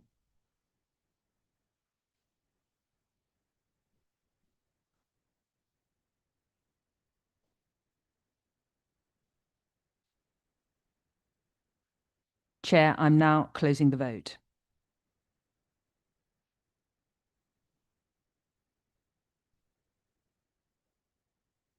Chair, the result of the vote is 40 votes in favour, 11 against and 6 abstentions. The amendment is therefore carried. Thank you very much. The amendment is therefore carried. So now we will open the debate on the amended motion. Can I have any speakers who wish to speak now on the main motion? Councillor Hoy. Thank you. So I think my issue with this is I feel it's really tokenistic, and I'm not pretending to have the answers myself. Obviously I'm not ashamed to say I am a larger person. You can see that, it's not a secret. So obviously, yes, I eat too much. Is that because I've seen some advertising for McDonald's on a bus stop? Probably not. Now maybe it is. Maybe subconsciously I'm driving home and I'm seeing those adverts, but we haven't seen any statistics to suggest that.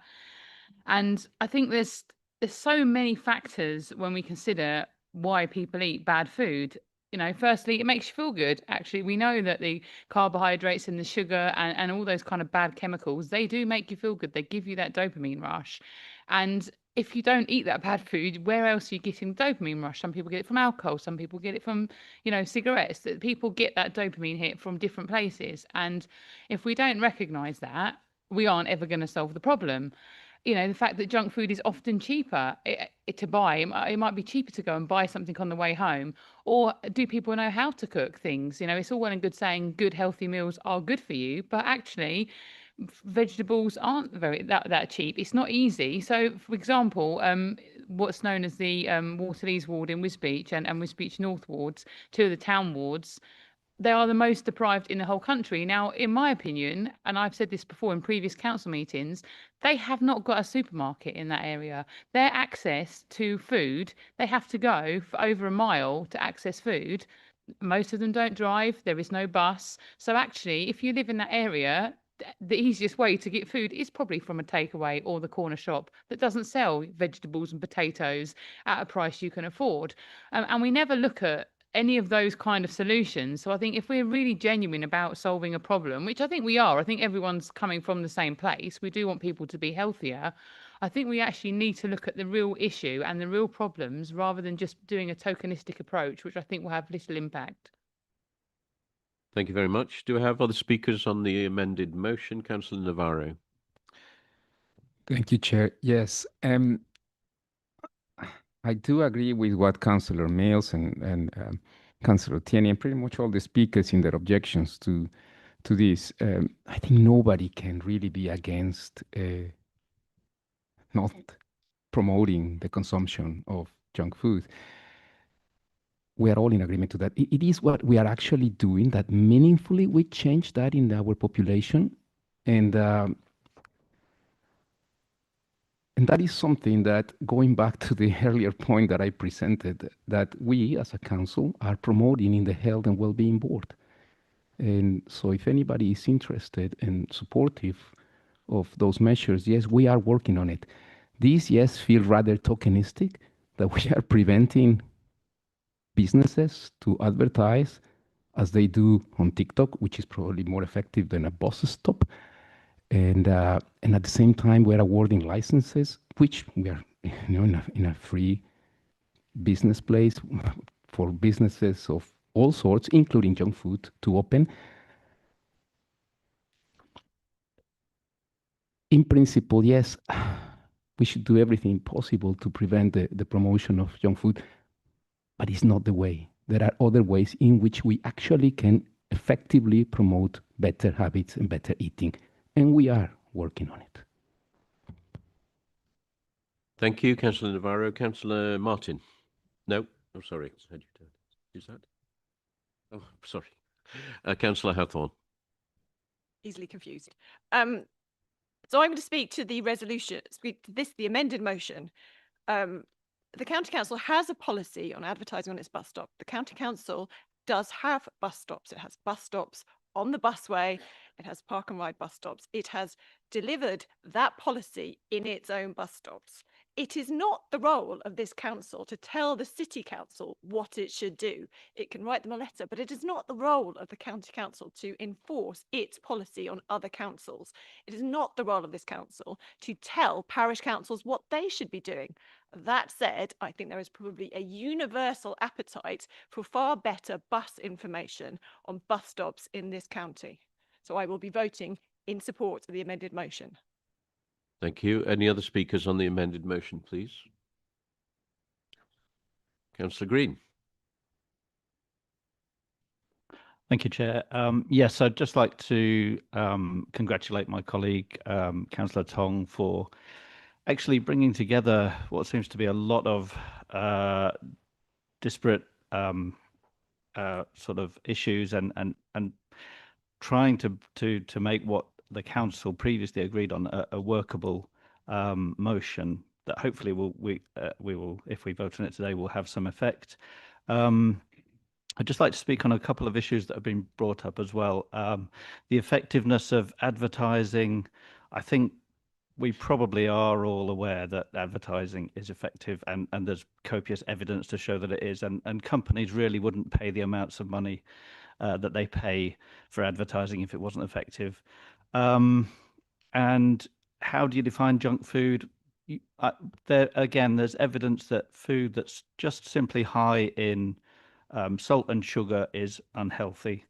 Again, there's plenty of evidence around to show that we shouldn't be eating food that's high in salt and sugar.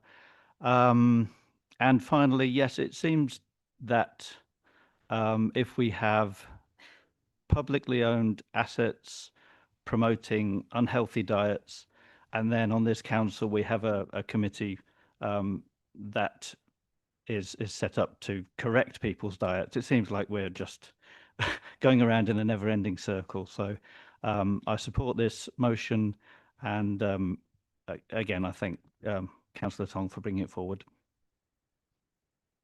Thank you. As a MacDonald, I may struggle to vote for this motion. Councillor Tierney. Thank you, Chair. I'm sorry to speak again, but it is a different bit of the motion. And I'm a bit frustrated with some of the things I'm hearing. So first of all, there are lots of different nutritionists, and they all have different takes on nutrition. And you can read the thing you want to read by going to the one you want to hear. And the idea that salt and sugar is the enemy, well, they are not healthy in huge quantities, but they're perfectly healthy and indeed necessary in the right quantities. And the problem is this approach doesn't actually do what we want to do. Now, a couple of people have said there might be other routes, and of course there are. Education is the route. Making people understand what is healthy and what isn't healthy, encouraging people to go to the gym or other sorts of exercise are all much better than controlling advertising, which, as was correctly said, TikTok is doing far more advertising than you'll ever see on a bus stop. So it's an ineffectual, stupid motion, in my opinion, which actually would be much better targeted at education and letting people make free choices. Free adults making free choices, and where children are concerned, parents making good choices for their children. This is the way to go. This is the way forwards in a free society and not a controlling society. Thank you. Thank you very much. Any others? No, you had one time already, Councillor Navarro, and I want to get to the next motion before lunch. So, Councillor Rees, I think you were the seconder. Thank you, Chair. Yes. Fellow councillors, I warmly recommend this motion to you. I hope you'll agree it's a straightforward motion. It's about coordinating, making the most out of our bus infrastructure. It's a great opportunity, as I see it, to actually implement the council's policy, commitments to public health, environmental sustainability, to make these conscious decisions about what advertising goes up in the council and bus advertising spaces. So just to echo Councillor Hathorn's point that this is an opportunity here to improve our bus infrastructure. Councillor Tong already mentioned that this contract has not been renegotiated this millennium. You know, there's money being left on the table here, and we need to take that to improve our infrastructure for the population. If I may just respond to a few of the comments that have been made by fellow councillors, I have to admit I wasn't very persuaded by any of them. So, Councillor Martin, you said that this is about imposing our will. Councillor Tierney, similarly, that this is about authoritarian control. I don't accept that, because this is a democratically elected council, and we have the council's values and principles, and we're trying to make those reflected in the advertising that goes up. So it's a democratic process. Councillor Hoy and Councillor Navarro both suggested it's a sort of a tokenistic, not very effective. But I suppose my response to that is that this is one thing that we can do, and we can make a material improvement to the situation. So I think this is a really positive change. It's about coordinating and organising. Why not? So it has my full support, and I hope that you'll support it as well. Thank you very much.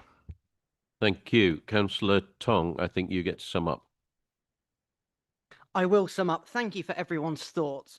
There were a number there that I did think were certainly interesting. Something that I wanted to clarify, because I think it's a point of confusion, is, well, to be clear, I wrote this motion within the context of the previous motion. So this isn't imposition. Councils like Cambridge City Council would like to act on this issue, but they have run into issues doing so because they are deadlocked by the bureaucracy, and they would like to work with councils like Cambridge and County Council to sort it out. This is a matter of assistance, not imposing downwards. On the subject of freedom and free choice, I absolutely agree. I think free choice is really important. And I'll be honest, I have some vices. I enjoy junk food quite often. The point is, are we forcing advertising on people? I don't think people are particularly free if they have no say in what advertising they are seeing day to day. I want to give people free choice by removing that external pressure. The final thing that I want to say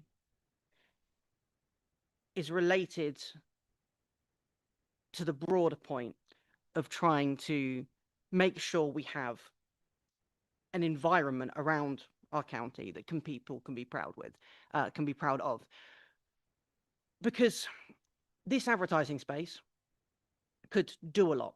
And at the moment, it's just ended up wasted on advertisements that aren't to the benefit of general residents. Hopefully we can actually make some progress today towards tackling this issue, and I really appreciate the supportive comments as well as the amendment, because I really hope we can come together as a council and take substantive action here. I see what this motion is doing as building on the previous work, putting a slightly different spin on it and going in a slightly different direction, but fundamentally I just want to apply our definition of junk food advertisement and the work we've done already to tackle junk food advertising and bring it further out. Thank you very much. So, members, we will now take a vote. Can I ask Democratic Services? We're now voting on the amended motion. Thank you, Chair. Members in favour of the substantive motion, please press the button underneath the word yes. Members against the substantive motion, please press the button underneath the word no. Members wishing to abstain, please press the button underneath the word abstain. Chair, I'm now closing the vote.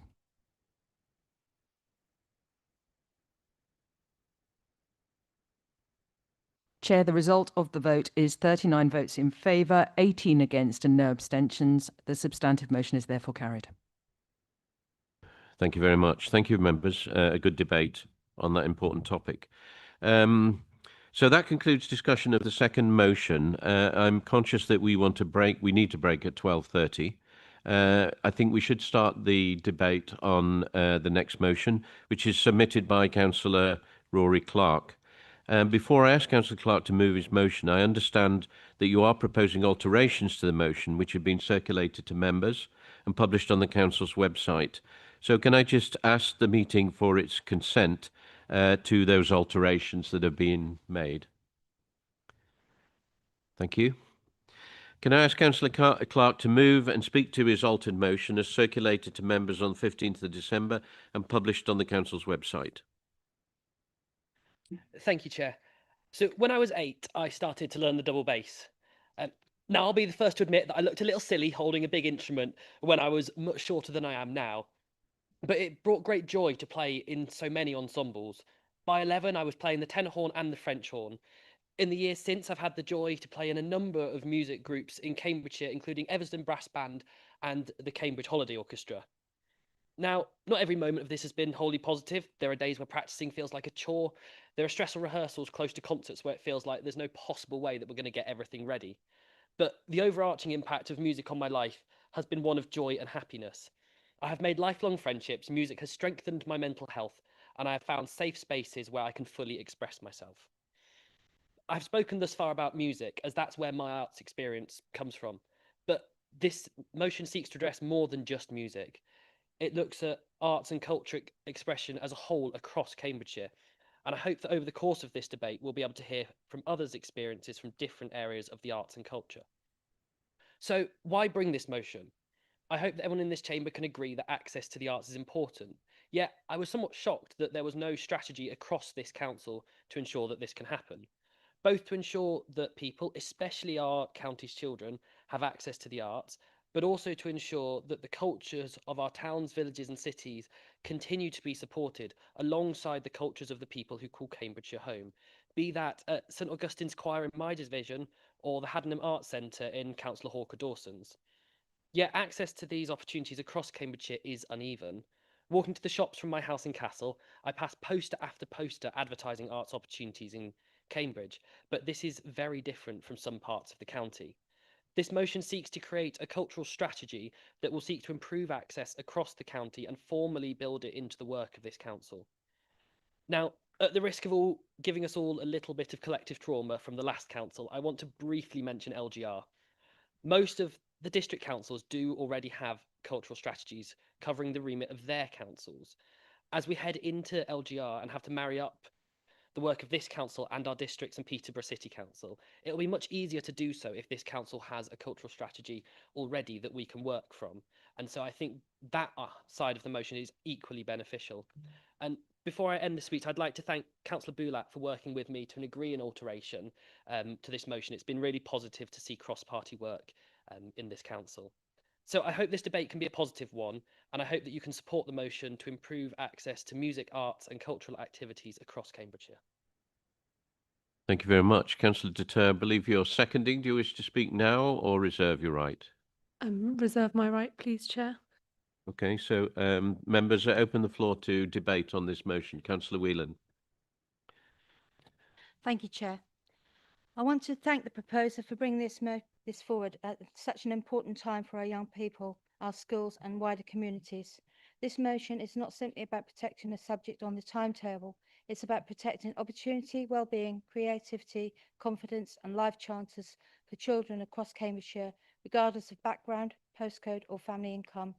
Music is often described as a nice to have. In reality, it's one of the most important, most powerful educational tools we possess.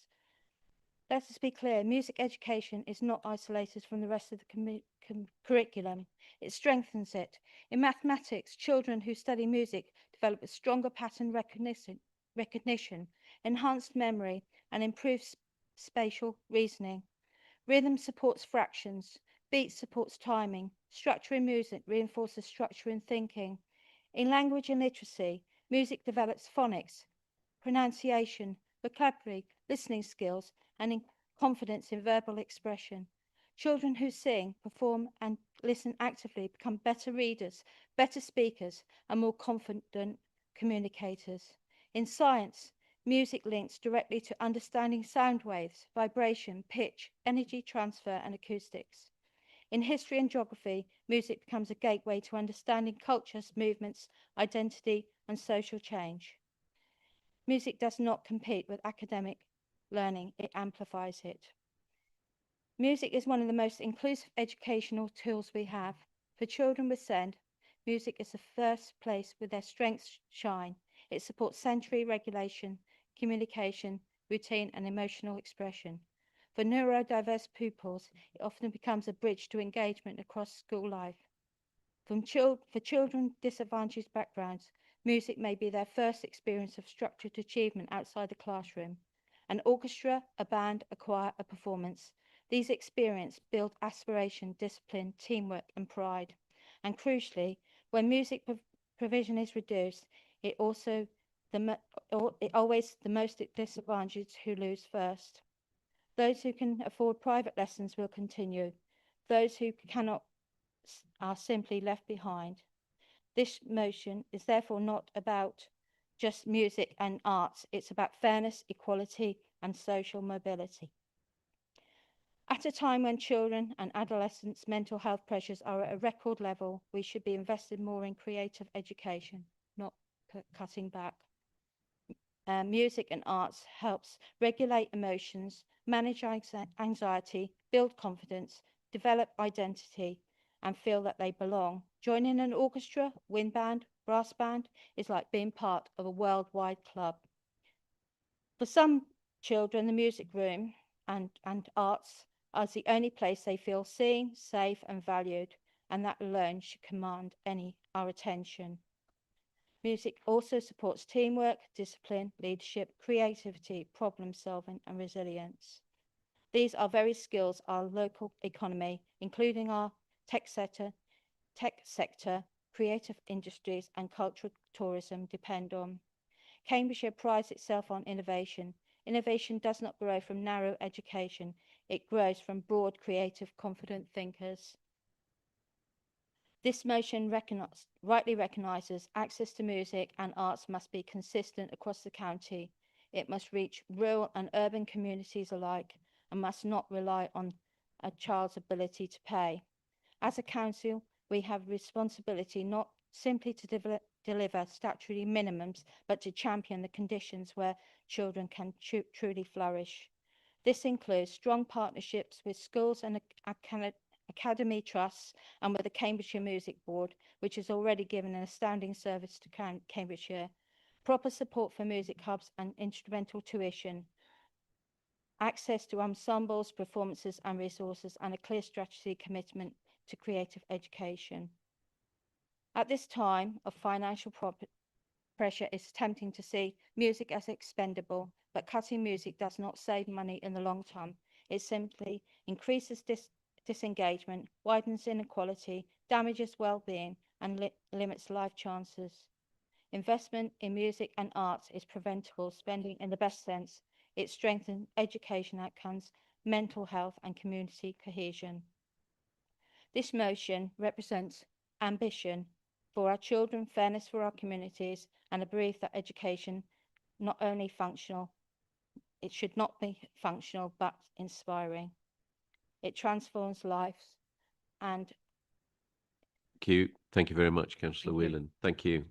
I have Councillor Manning, Councillor Tierney, Councillor Bulat, and Councillor Hoy. Thank you, Chair. I wanted to talk about two aspects of the arts that I never thought I'd be talking about in full council that are particularly close to my heart. One is one of the oldest forms of art that I think has probably existed since the beginning of humanity, and one's rather more recent, and that's computer games, online computer games, and dancing. I'll start with computer games. Just saw the rock Councillor Wyatt gave me there. There's a lot of negatives to do with computer games, which we can relate. I think the ones we're probably all thinking around in terms of the online world in general. But there is some positive out there. The most popular computer game on the platform Steam in the last year, Arc Raiders, actually actively pushes cooperation in a game that itself is competitive, such that actually its algorithm, we hear a lot about the negatives of algorithm, the algorithm actually matches people who play the game in a negative and nasty way together. So a wonderful piece of Darwinism, they all go off and bother each other, and all the people who want to play the game cooperatively can get along. We probably all heard the game Minecraft, which encourages lots of studies about encouraging creativity in young people, and it's actually used in lots of education settings. I probably should stay at this point, but other game delivery platforms and games are available. I'm not sponsored by any of them.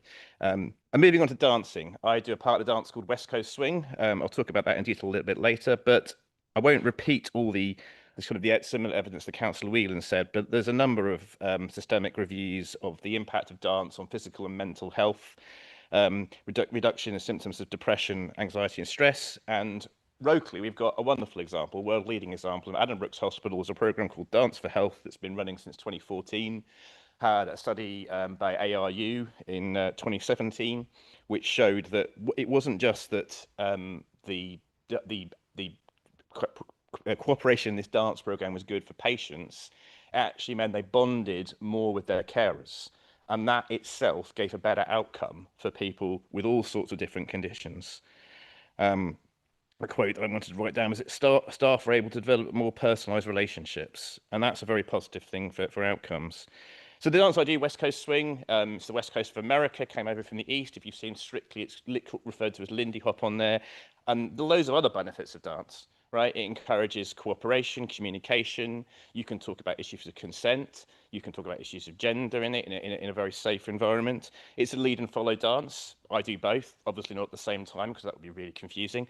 But there's a lot of benefits to all these things that benefit not just the people doing them, the people involved in those communities, and friendships form through them. I've got friendships through dance with people in their 20s up to their 70s and beyond. A bit like this chamber, actually, with all sorts of ages and all sorts of representations. So there you go, computer games and dance. If someone can combine the two, it'd be great. Thank you. Thank you very much. Members, I have 5 speakers. It's now 12:20. No pressure, but I would like to adjourn, take our vote and adjourn at 12:30. Councillor Tierney. Thank you, Chairman. Academic subjects are vitally important to prepare people for work and life, but work and life without joy is soulless, and that is where music and the arts become vitally important. This is a fantastic motion. I think my favourite motion in years. I felt that Councillor Clark was so passionate and clearly excited about his music. It carried through with what he said. And then Councillor Manning bringing dance and computer games into the conversation, just the icing on the cake. I agree with every word they've said, and I will absolutely be supporting this motion. Thank you.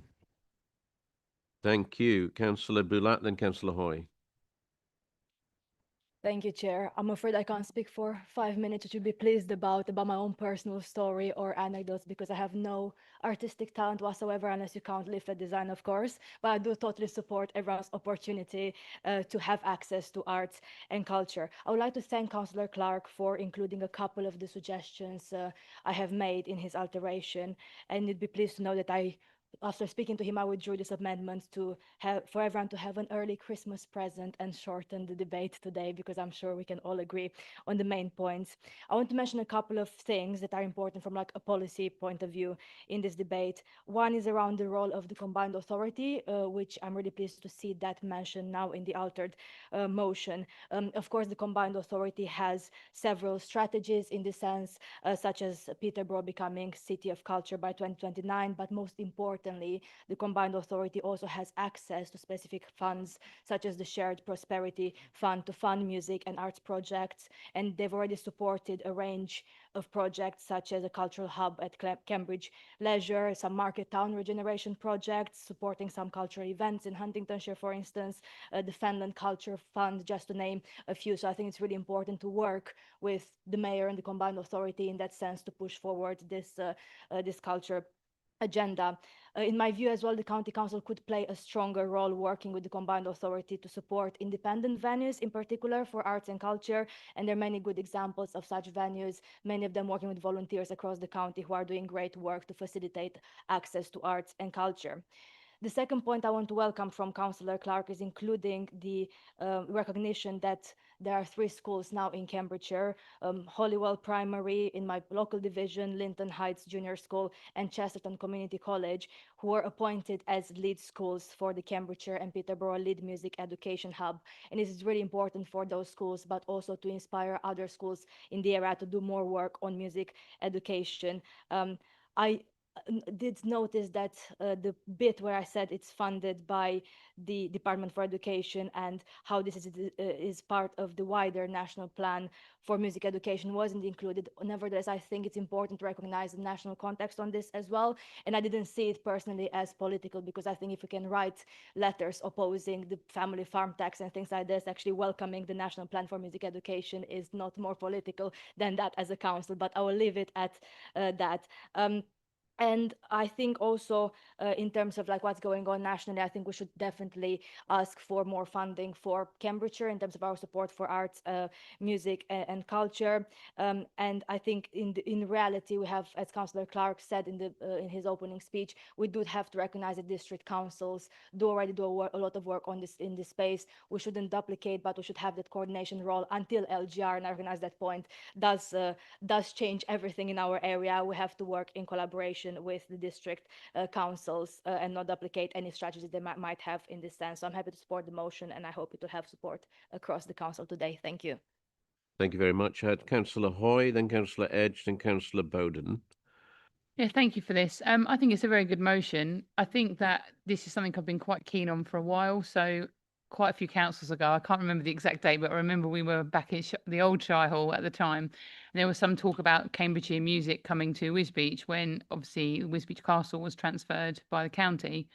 And junior officers were very keen on it and really kind of gung-ho for doing it. And then I don't know what happened because sort of things seemed to happen behind the scenes and then it's kind of disappeared.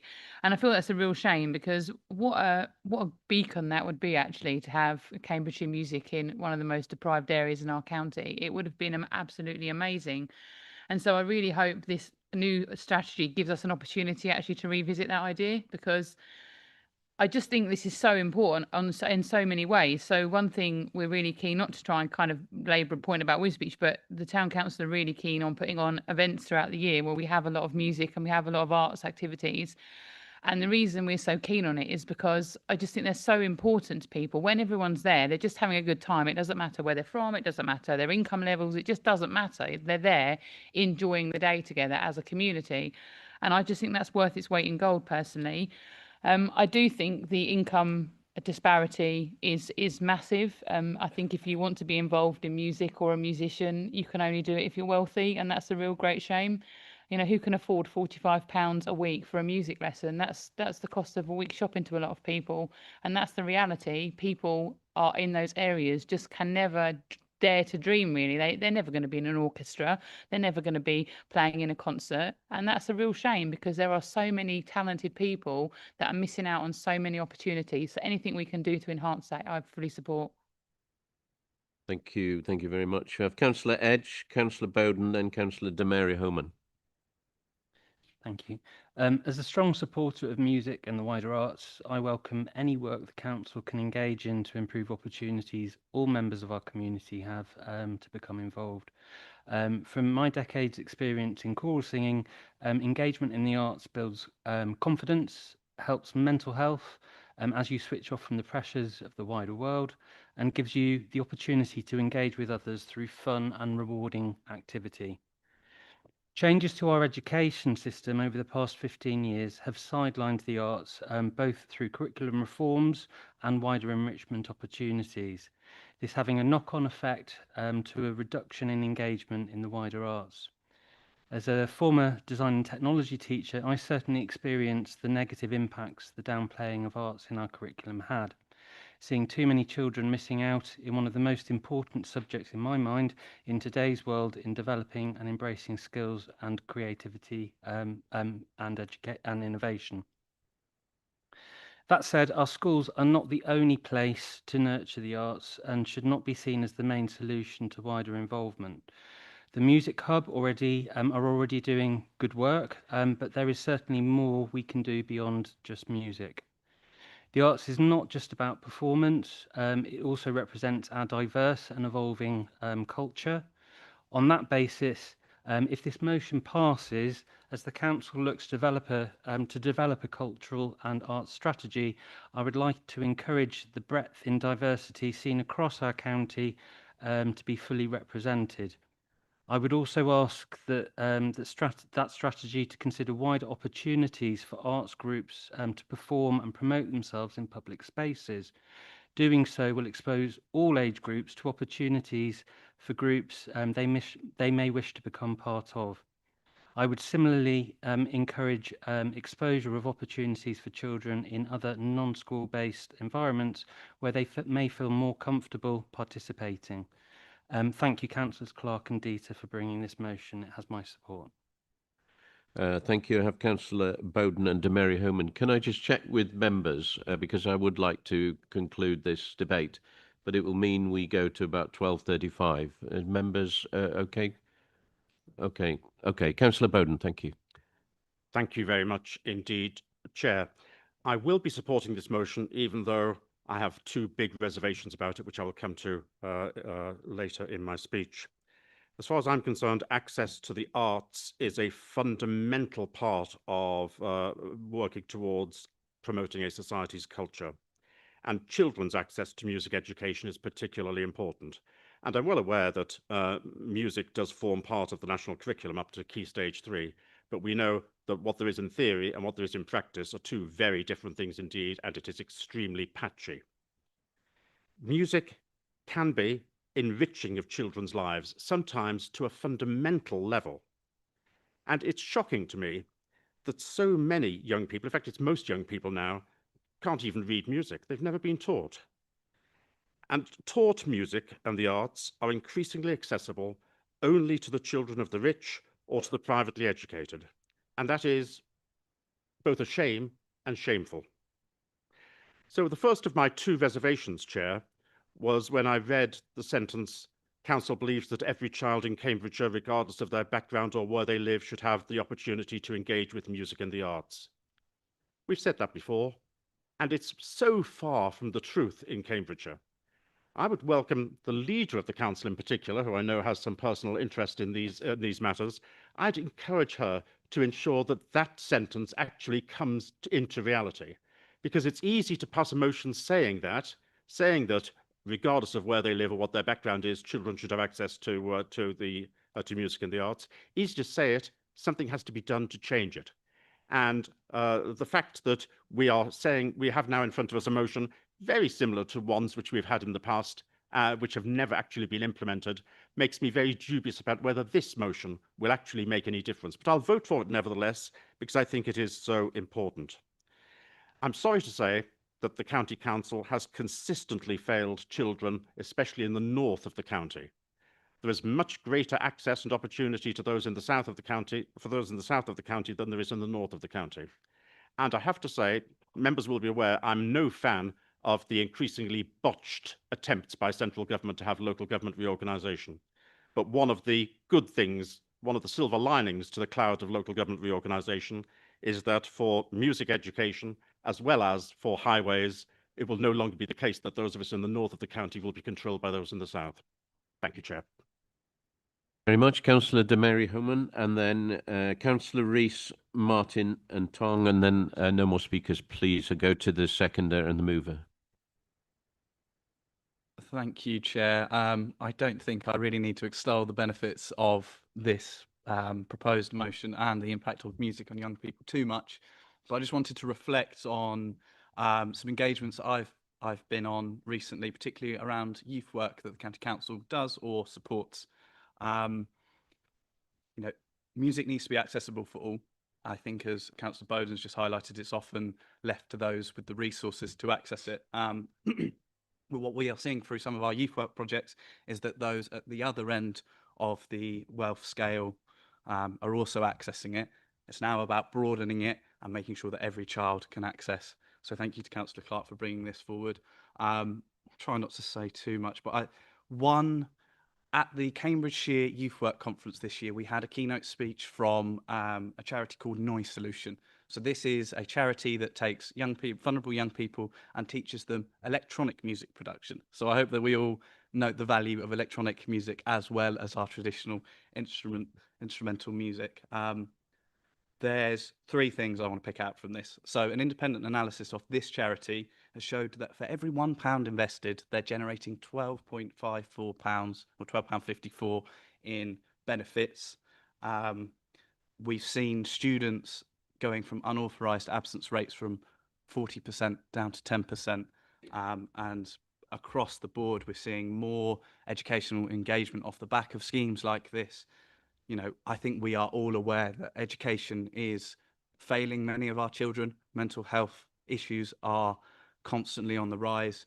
Creativity and the chance for children to express themselves is one of the key weapons we have in the arsenal to tackling the problem of poor mental health amongst young people and just general malaise within our youth. So thank you again to Councillor Clark for a fantastic motion. It's great to hear the support around the chamber, and I shall certainly be voting for it. Thank you, Chair. Thank you very much. I've got Councillor Rees, Councillor Morris, not Martin, and Tong. Thank you. I echo the many signals of strong support for this motion and its very benevolent intentions, and it's really important that there is access to music, arts. It's a crucial part of human life. What I'm a little bit concerned about is actually exactly Councillor Bowden's point that we have the best of intentions, but actually implementing this is the difficult part. So I know that this is to pursue the strategy, but what I would like to have some clarity on, please, is what is actually meant by music and the arts. We've had lots of examples, so many examples. I'm a little bit worried that we're sort of doing everything for everyone, and then that's a recipe for not getting anything done at all. So my reflection would be, as we've already heard today, TikTok, is that arts and music? As I look at my phone, I'm not actually on TikTok, but millions of people are. I'm on YouTube Shorts. I'm pretty much addicted to it, I have to admit. I'm being bombarded by music and by imagery. It's creative. Is that arts and music? So if we take that definition of arts and music, then I think there's overload, over access, and children are perhaps getting too much of it. I'm getting too much of it. I'm reminded of the old saying that the medievals saw as many images in their entire lifetime as we do in one day. And that was said 30 years ago before the internet. So it's probably they saw many in their lifetime as we do in a second. So my question is, what do we mean by music and the arts, please? And can we get a concrete definition of that to guide this strategy? Thank you. Thank you. And Councillor Tong, then move to Councillor De Terre and Councillor Clark to sum up.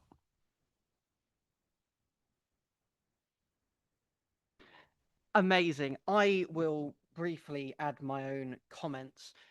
Firstly, I'd like to thank Councillor Clark for bringing this forward. I think it is a really good catch that we don't have a cultural strategy, and it's an oversight I'd like to see rectified. I definitely think we need to make sure that our work dovetails with the district councils who likely have their own cultural strategies. However, it's very important we have our own too.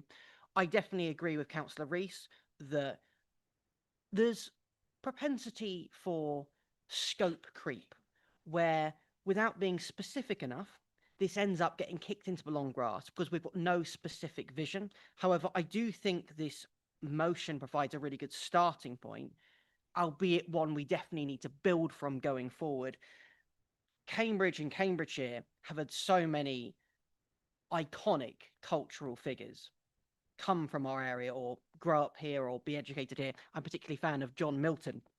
However, we need to make sure we sustain that legacy. We need to make sure we are empowering young people, especially, to learn these skills and produce, both for their benefit, because of how empowering and healthy creativity can be, but also for the benefit of everyone else, which is we can share in that enjoyment and we can share in that culture that's being created. I don't want culture to be top down. I don't want it to be big businesses are deciding all we have cultural access to. I want to make sure it's regular residents all around Cambridge are getting a say in what our area is like and what culture we're producing. Very much. Councillor De Terre, you reserve your right to speak. Thank you, Chair. So I am very pleased to second this motion. At the moment, a child's access to arts and culture depends far too much on where they live, what their family can afford, and what their school happens to be able to offer. That's not right. Creative opportunities shouldn't be a luxury. From my own experience, both as a young counsellor and through working with young people in charities and community organisations, I've seen just how powerful access to the arts and culture can be. Echoing Councillor Whelan and Councillor Edge, it builds confidence, improves well-being, and helps young people find their voice. But I've also seen how patchy provision is and how easily children miss out. On a more personal note, I was always a quiet child. I wasn't someone who naturally spoke up or felt confident in groups.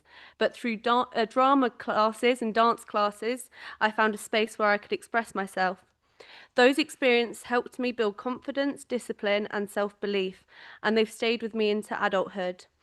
I know from my own life that access to creative opportunities can be transformative. I also think it's important to recognise that culture is a very wide word. It means different things to different people, from music, drama and dance to heritage, libraries, festivals, community arts and creative spaces. Responding to Councillor Tong and Councillor Rees, one of the strengths of this motion is that it allows us to be clear about what culture and the arts actually mean for Cambridgeshire and to develop a shared understanding that reflects our community's geography and diversity. What I like about this motion is that it's realistic. It doesn't pretend that the council can do everything or fund everything. Instead, it recognises the role we can play, bringing people together, setting direction and creating the infrastructure that makes access possible. We've already got good work happening, as other councillors have mentioned, and we have the Cambridgeshire Culture Board being re-established. What's been missing is a clear strategy to join it all up, and this motion gives us a sensible framework to do that without creating immediate new financial pressures.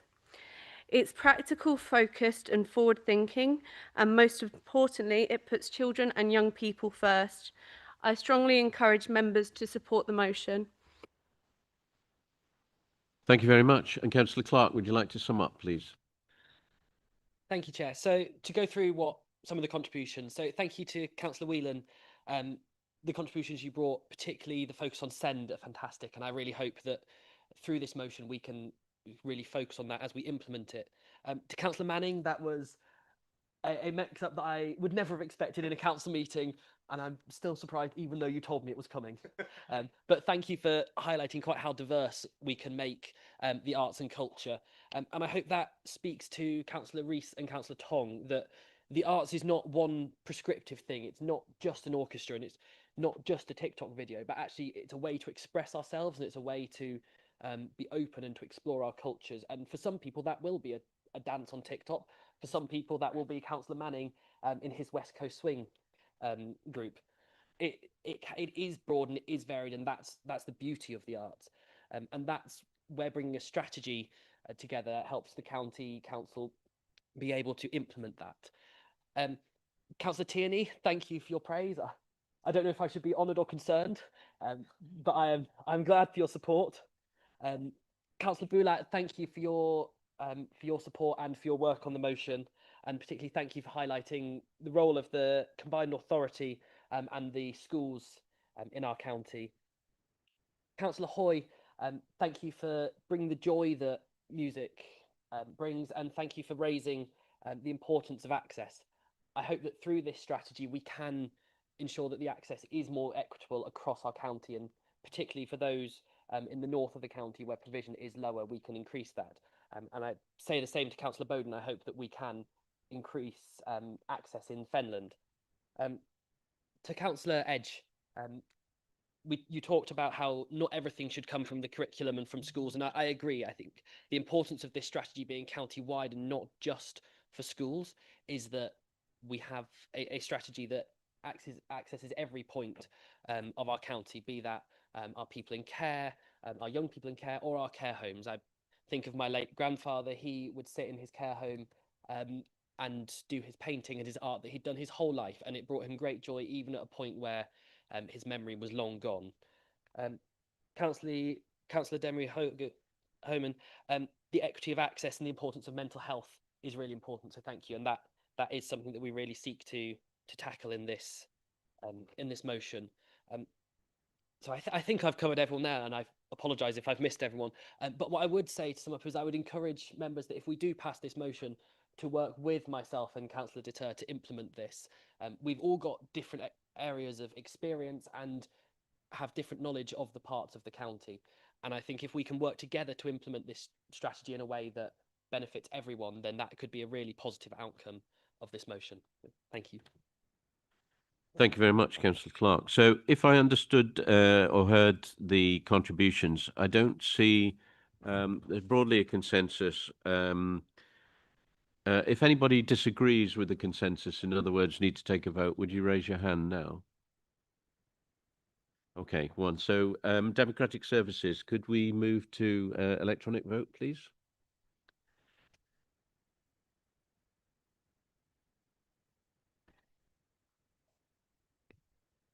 Members in favour of the motion, please press the button underneath the word yes. Members against the motion, please press the button underneath the word no. Members wishing to abstain, please press the button underneath the word abstain.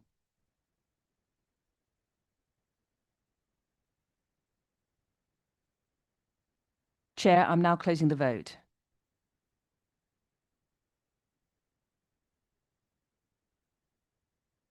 Chair, the result is 55 votes in favour, 1 vote against and 1 abstention. The motion is therefore carried. Thank you. Thank you very much. So that concludes discussion of the third motion. I did say to members earlier that I would give a reasonable break, and I hope you're in good voice for carols. Can I ask that we have 50 minutes? 50 minutes, which is 1:35, please. Thank you.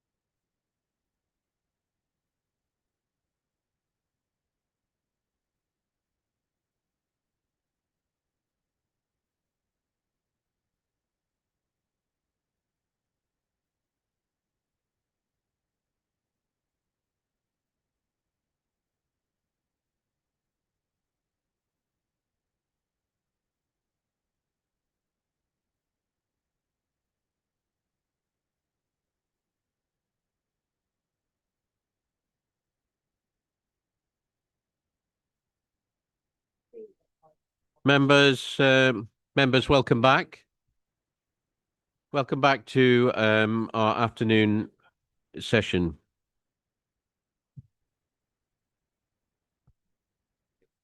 Well, I was going to say order, but I shan't. Welcome back to our afternoon session. So we have now debated and passed our third motion. The fourth motion today has been submitted by Councillor Alison Whelan. I understand that Councillor Seif will be moving and speaking to this motion as set out on pages 6 to 10. Councillor Seif, over to you. Oops, thank you very much, Chair. On the 23rd of June 2016, I happened to be in Istanbul, having, of course, submitted my postal vote on the EU referendum, and was chatting to some local business associates about the claim from the Leave campaign that Turkey was about to be admitted to the EU, and its fear-mongering apparition of marauding hordes of its peoples, led by a reincarnated Attila the Hun coming to the UK to take our jobs, our benefits, property, and anything else they could lay their hands on. Apart from the implausibility of Turkey gaining accession at that time, whilst ostensibly a very proud secular democracy, its human rights and press freedom credentials did not and still do not meet the base criteria.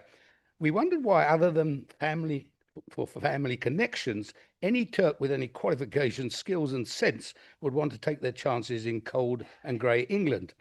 Despite its own political divisions, Turkey has a booming economy and offers the benefits of a lovely Mediterranean culture and lifestyle.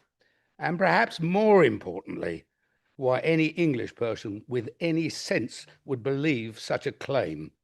So we went to bed that night secure in our belief that Remain would win the day.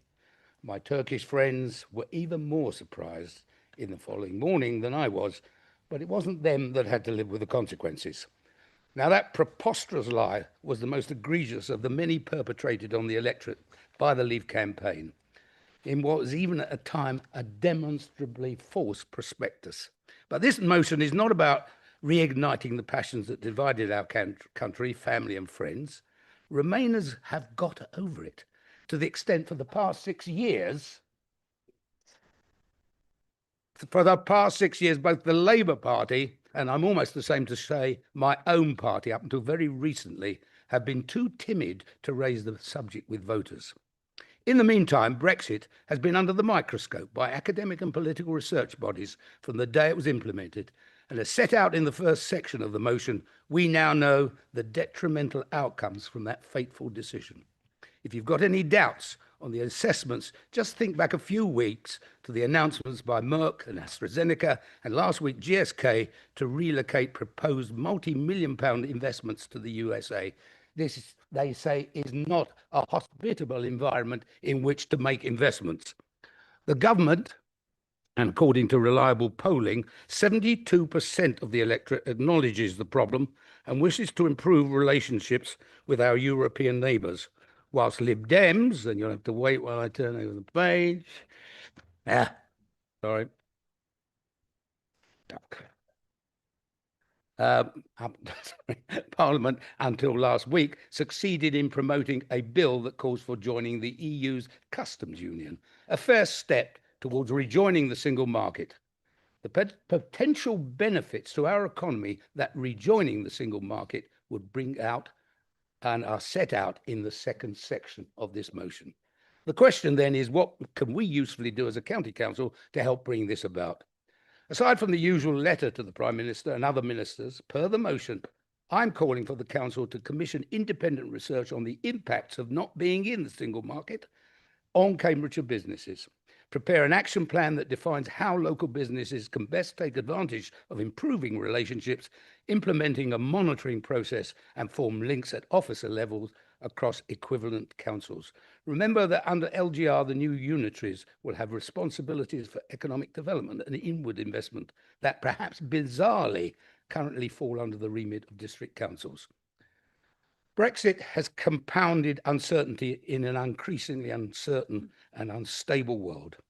Exacerbated by the warmongering demagogues controlling the world's largest nations who are bent on disrupting and undermining the European economies, the biggest issues facing humanity today, climate change, energy generation, population growth and migration, pollution and waste, food security, crime and terrorism, each of which have major impacts on our economies, are not contained within man-made boundaries. We need to work closely and in cooperation with our like-minded European neighbours to address these and a host of other issues. Rejoining the EU single market would boost our economy, but you're not being asked to vote on that today. You are just simply being asked to find the things that we can ensure closer cooperation. So if you voted in Remain all those years ago, well, I hope you'll be able to support this motion. If you didn't, have a look and see whether what is being proposed will help us improve cooperation. So I ask all of you to support this very, very important motion. Thank you, Councillor Sieff. Councillor Whelan, I understand you're seconding. Do you want to speak now or reserve your right? I'm seconding and I will reserve. Okay, members, we have an amendment from Councillor Howitt to this motion. Councillor Howitt, would you like to move your amendment?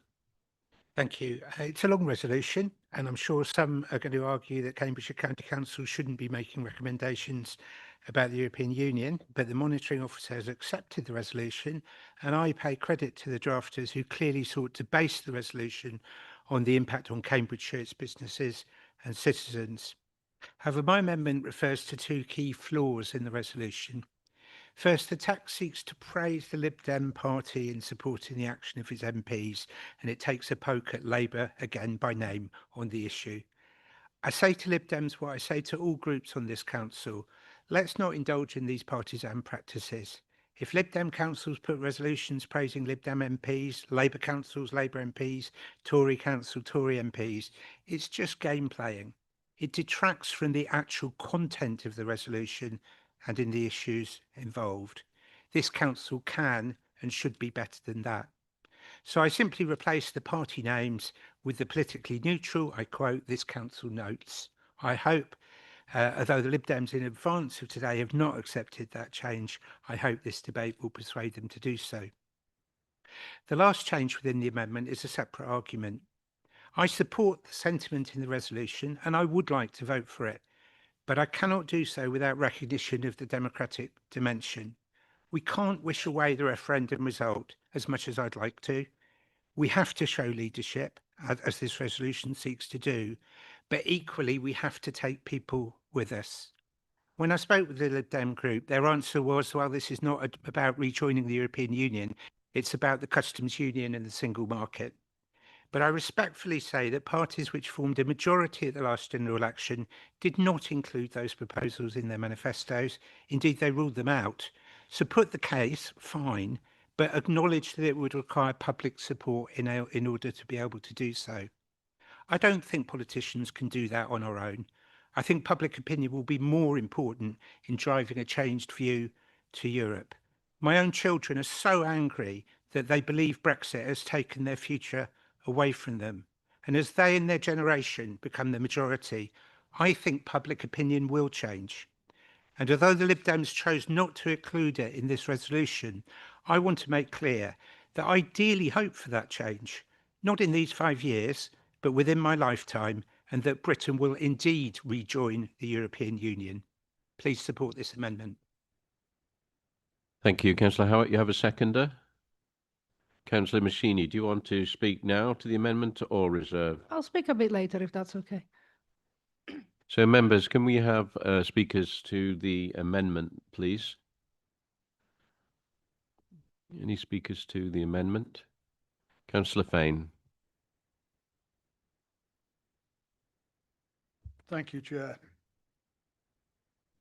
Yes, I don't see this as being about Brexit. This is about the separate decision to leave the European Economic Area. That was not on the ballot. It was not included in the explanatory leaflet. That was a decision taken by a 2017 government, which was not a requirement, as Mr. Barnier made clear throughout and as Mrs. May accepted. And when we look at the economic damage that has been referred to, the vast majority of that comes not from the decision to leave the EU itself and the customs union, because that is partly offset by the trade and cooperation agreement due to be reviewed next year. It comes from the regulatory barriers, the non-tariff barriers, which are erected specifically because UK remains outside of the single market. That is a separate decision which can be taken by this government, does not require years of Article 49 negotiations, doesn't require us to go back to the arguments of 2016, and it is what is essentially needed by small businesses in Cambridgeshire. I would want us to focus on the business interest in this. But we also have to look beyond that. Rejoining the European Economic Area, the EEA, also entitles us to join things like the Common Security and Defence Policy, which is vital for defence interoperability and so on. And to quote Kim Darroch this weekend, I think it's very important to recognise that UK dangerously exposed to global currents as a medium-sized economy, floating uneasily mid-Atlantic, needs to get closer to the EU much faster and more comprehensively than the government modest reset allows. The fact is, you're either inside the single market and you have free movement of goods and services, or you're outside it and you do not, whatever negotiations you enter into. Thank you, Councillor Fane. Any other speakers on the amendment? If not, then Councillor Massini, I think it's your chance. Yay, thank you very much, Mr. Chairman, and it was all going so well. I think we all appreciate an opportunity, I certainly do, to say nice things about the EU. Why wouldn't I? But I don't need a Lib Dem party political broadcast. I mean, that's the thing that really, really annoys me, to be completely honest. We've got a government right now who's actually doing a lot of stuff. None of it is mentioned in the motion. The permanent SPS agreement, far less red tape on food imports and exports, a reduction in supermarket food prices, a reduction in checks on plants and animal products, an alignment of emission trading systems, which saves our businesses from paying a carbon tax, which is very important, a protection of British steel exports, and a youth experience scheme. And these things combined have brought already £9 billion to the economy. And to do this, I dare I say it, you need to win a general election. You need to be in those rooms. And you don't need to bring motions to this council. We're a county council. We're supposed to be doing services that actually affect the lives of the residents that we all live to serve. We've got, and I have to say, like, this really, really annoyed me. We've got motions in the queue. We've got one on highway safety, which we couldn't discuss today because this was clogging up the agenda. People are dying on our highways, and here we are trying to get us back into the EU or something like that. If we're going to have a motion like that and be nice about the EU, let's do it like that. Let's do some sort of puppy adoring motion, but let's not have a Lib Dem party political broadcast. So please at least support the amendment. Thank you. Thank you, Councillor Massini. Councillor Howitt, in the absence of any speakers, do you want to... Oh, sorry. Sorry, Councillor Seif, I think you get to respond. Thank you, Chair. Well, much as I respect my Labour Party colleagues in this chamber, and I truly believe that they are amongst those who can see the benefits of an improved and free trading relationship with our European neighbours, including and possibly what may arise from the single market, because in terms of movement of people, I suspect that had they had the opportunity, they would have joined the 13 rebels who had the integrity to vote with the Lib Dems on the proposed customs union last week. Fact is, they were not there, and the bulk of Labour MPs abstained or didn't bother to vote. This motion that we're putting forward today is not about Lib Dems taking credit.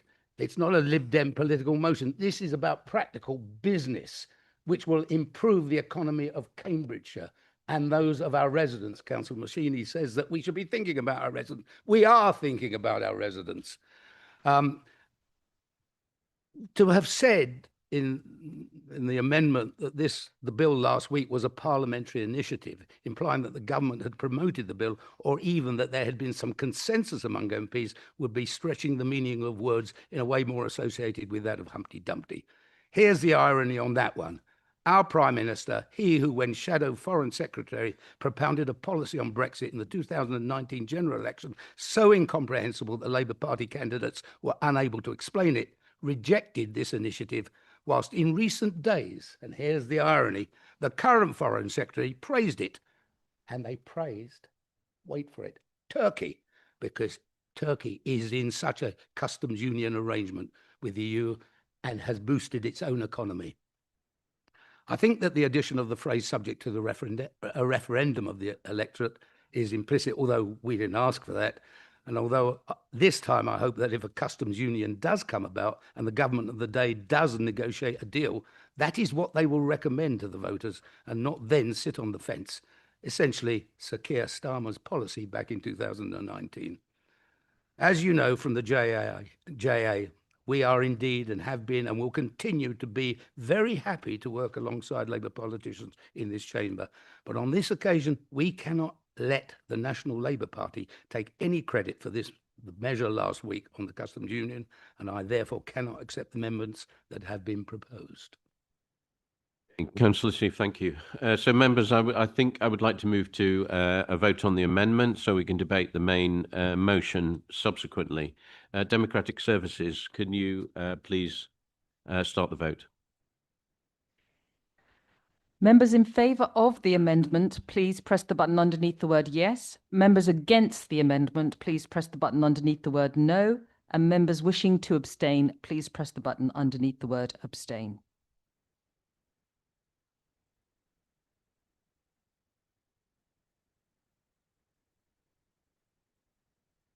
Chair, I'm now closing the vote.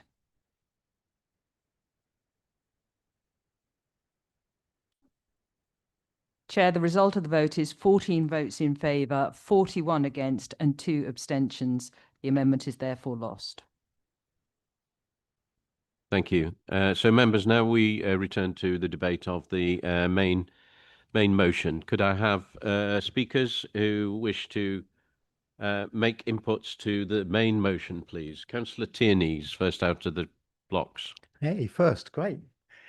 First of all, Merry Christmas, everyone. I haven't had the opportunity to say it to everyone. Now, as you might imagine, I'm rather a big fan of Brexit. I supported Brexit. I'm very pleased that I did, and I've never doubted for 1 minute it was the right thing to do. I was never a big fan of David Cameron, but thank goodness he gave the country the vote. Now, the point is, whether you agree with me or not, he did give the country the vote. The country did vote, and they voted to leave. And I predicted at the time, what's going to happen for the next 10 or 15 years is the Remainers are going to constantly blame everything that happens on Brexit. And lo and behold, of course, that's exactly what they always do and are still doing today. We've heard some suggestion that lies were told on the Leave campaign side. Well, there was a lot of exaggeration and scaremongering on the Remain side too. Sadly, even some from my own party. And so I really do think both sides played the game as best they could and Remain lost. You lost.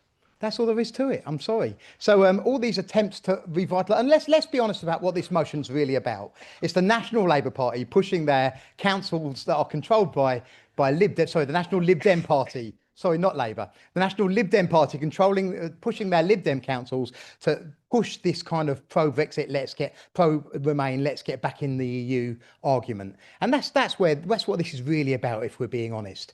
I don't want to do it. And my constituents don't want to do it in a majority, I'm confident. And if there's another referendum, you'll lose again. Thank you. Thank you, Councillor Tierney. So we have Councillor Watt, Councillor Bulat, Councillor Machini.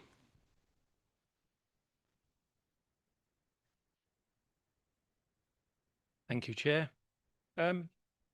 Well, I've been a lifelong Brexiteer, I have to say, and I am a bit concerned about what's happening there because we seem to be just gradually moving in a direction of going back into the EU again, which I most certainly don't want to do. So I'm very suspicious about this motion today. I'd like to start by saying, going back in history, and it's relevant, so bear with me. In 1939, the finest of our nation put their personal safety aside and placed themselves in harm's way to defend freedom. They fought not merely against an enemy, but for a principle, the right of a people to determine who governs them and who makes their laws. That principle did not disappear with the end of the war. It remains at the heart of our democracy today. Every few years, the British people are given a choice. to continue with the present course or to seek change through the ballot box. In 2016, over 17 million people voted to retain the right to make those decisions for themselves. For many, this was never about personal wealth or short-term economic advantage. It was about sovereignty, accountability, and self-determination. In other words, the freedom that those young people fought for in 1939. Referendums of this scale are not meant to be revisited lightly. They're intended to settle questions for a generation, not merely for a single parliamentary term. Whether the decision proves to be easy or difficult, popular or unpopular, the character of our nation has always been to honour it and to make it work. That resolve, sometimes stubborn, often frustrating to other nations, is part of what defines us as British. It is what makes us distinctive. To abandon that decision so soon would send a damaging message to voters that their voice is provisional, it is conditional, it is ultimately disposable if the outcome proves inconvenient. That would undermine trust not only in this decision but in democratic participation itself. We shall not re-enter the European Union on the same terms as we left. Those terms are gone. Nor should we ignore the present serious economic challenges facing some of the EU's largest member states, and that includes Germany, France, Italy, and Spain. The Eurozone is not in good shape right now. It's worth noting that the Eurozone is consistently forecast to have the slowest growth among major economic regions, with GDP growth, according to the IMF and OECD projections, at around 0.8 to 0.9% in 2025. If we actually take in the margin of error on inflation, we could actually, in Europe, already be in recession. This is not a speech against Europe, nor against cooperation with our neighbours. It's a speech in defence of democratic integrity. The decision was made, as Councillor Tierney said, or he implied, get over it, you lost. Our responsibility now is not to relitigate coming out of the European Union, but to honour it, to work with it and move forward with confidence. That, Chair, is what I believe the British people expect of us and what history will judge us by. And as for the suggestion of buyer's regret, the new centre-right parties are giving the legacy parties a drubbing at the ballot box and in the opinion polls. And to a large extent, we are grateful to the efforts of the Reform Party for being there and doing what they are doing. The fact that they are so popular illustrates to me that there is no appetite for rejoining.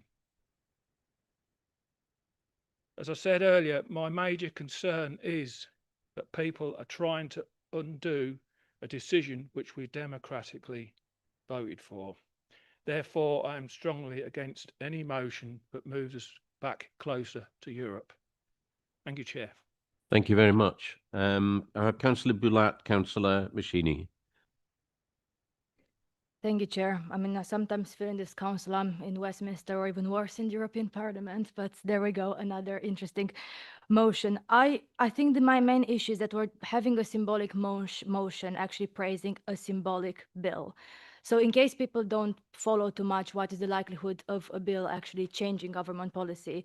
A 10-minute rule bill, which is what is praised as the parliamentary initiative in this motion, is of course a type of private member's bill that is its purpose is to raise issues and to have like the symbolic value. It doesn't mean that the Labour government will actually implement this. And of course, there might be some rebel MPs voting in a different way, but unless the government actually supports this position, it won't happen. So I don't see any point of like actually endorsing this, because it's not as if anything has changed nationally on this issue from what I can see and what I can follow the debate on this matter.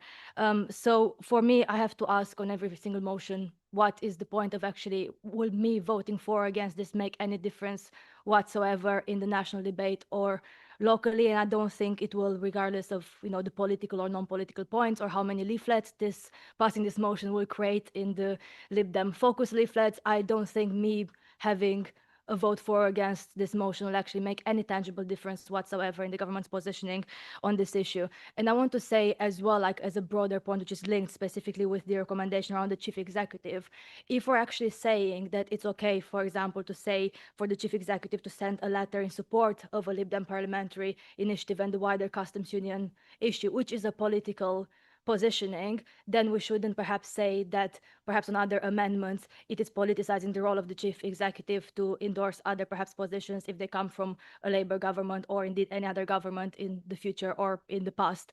So that's my main thing on it. It's a symbolic motion about a symbolic 10-minute rule bill, and I don't think it will make any difference whatsoever. Thank you. Thank you. Councillor Maschini, then Councillor Martin, and Councillor de Mary Homan. Thank you, Mr. Chairman. I'm going to start by telling you a little story. I don't know how many people were here in the summer of 2017. I was a new councillor and I was sat in Cambridge City in a joint area committee. We had a local parking scheme in front of us.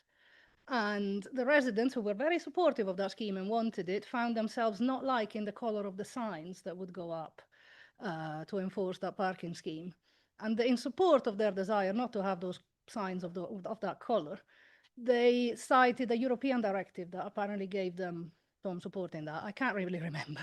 But I had to sit across from a colleague whose party affiliation I won't go into because it doesn't matter, giving a 10-minute speech about how terrible Brexit was going to be for Cambridge because of that. Now, I think I would need a separate speech, to be honest, to list all my credentials. As I'm a complete Remainer. I always was. I always will be. I stood in the town square, I got spat in the face for giving out Remain leaflets, and that I've not changed my mind. But there are things that are important, and there is a point to them, and there are things that are just stupid. And this one is absolutely stupid. I'm going to have to go through a few of these things that it says in the motion. First of all, we're going to write to a whole bunch of people. We're going to write to government. We're going to write to the Combined Authority. We're going to write to the LGA, and we're going to write to the County Councils Network. I'm sure that they will be delightfully entertained by receiving this correspondence, but I'm unsure of the point other than that. I need to correct Councillor Seif on one of the things that he said in his debate. We're not voting on whether this council will commission a Brexit inquiry and gather the testimonies of British of business owners. We're not voting on that because I doubt that that would have got past the monitoring officer. We're asking the Combined Authority to do that. And, I'm no friend of Mr. Bristow. I don't think people think I'm a friend of Mr. Bristow, but he's got things that he needs to spend money on. He's got things that he's not spending money on and that we're urging him to spend money on. This is not one of them. He doesn't have the money for a monumental, gargantuan Brexit inquiry in the CA territory.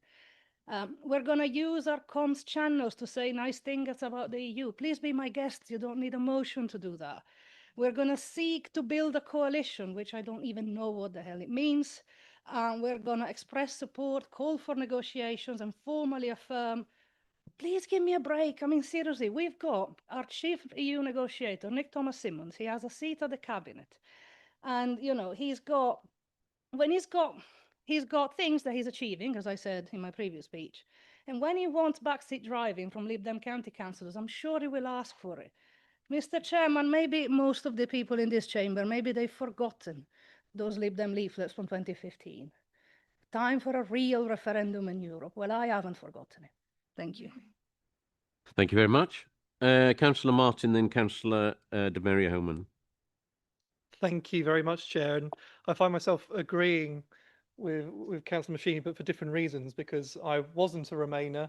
The Brexit election was the first election I was legally able to vote. I was old enough to vote in, and I proudly voted to leave, and I would absolutely do so again.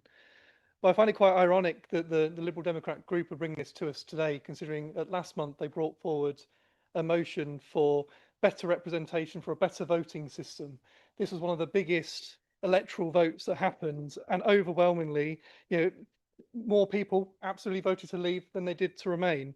And just put it into context, more people voted to leave than voted Liberal Democrats in the last 4 general elections put together.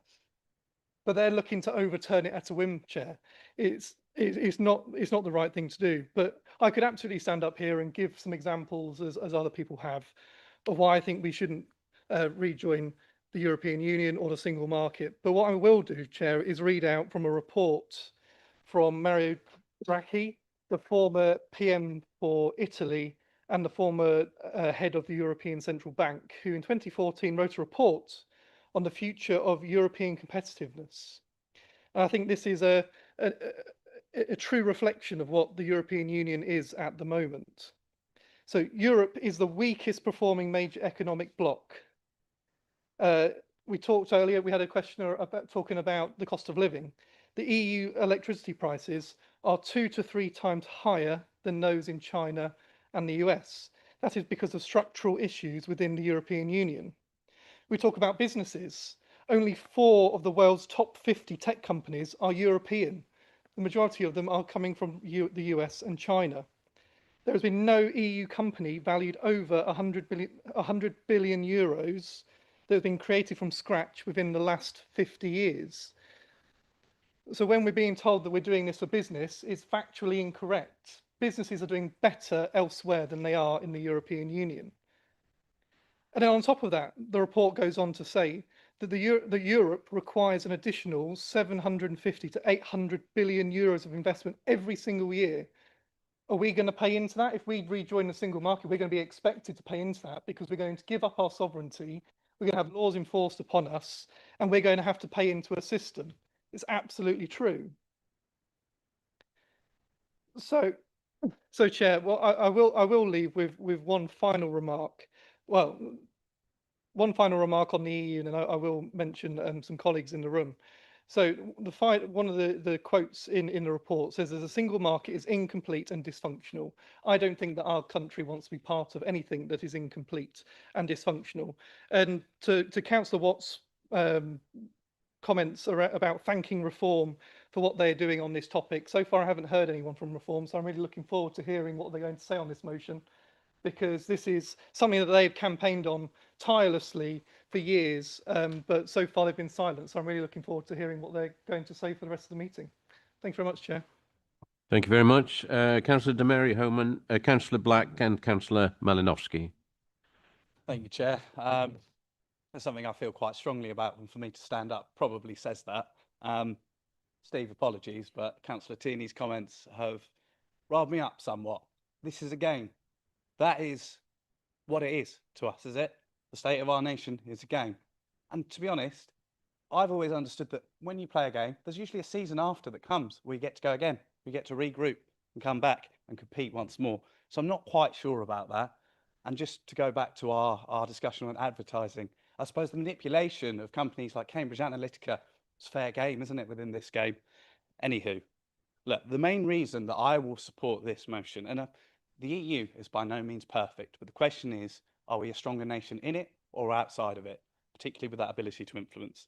I think what we are seeing today is our economy is suffering. Our country has not improved as a result. All of the, I shan't call them lies, I shall call them claims that were put on the sides of buses, all these campaign slogans, where are they? Where is our £350 million for the NHS, for example? That's the game we're playing, I suppose, though, isn't it? It's a game of PR. It's not a game of evidence. It's not a game of what actually matters to people. I suppose, thinking of what matters to people, one of the key pictures of the Brexit campaign was around migration. It's fantastic, isn't it, how we don't talk about that in our political sphere today, because Brexit did such a fantastic job of resolving that particular issue. Anyway, the main thing for me, as someone who believes and studied the importance of evidence-based policy, is the fact that we are going to gather more evidence. That is the most important thing.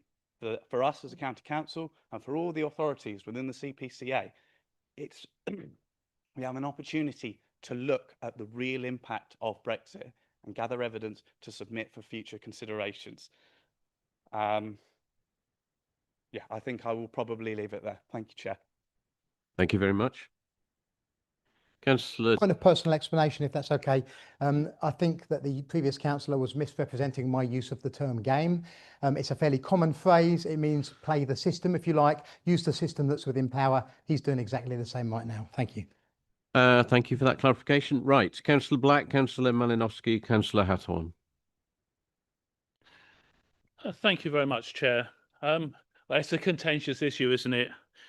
Brexit sets family members against other family members. It's going to ruin more people's Christmas again this year, I should think. I'm not a great fanatic either way. And I would think there must be millions of people like me who have thought to themselves, well, if only all this could be sorted out by a motion to Cambridgeshire County Council.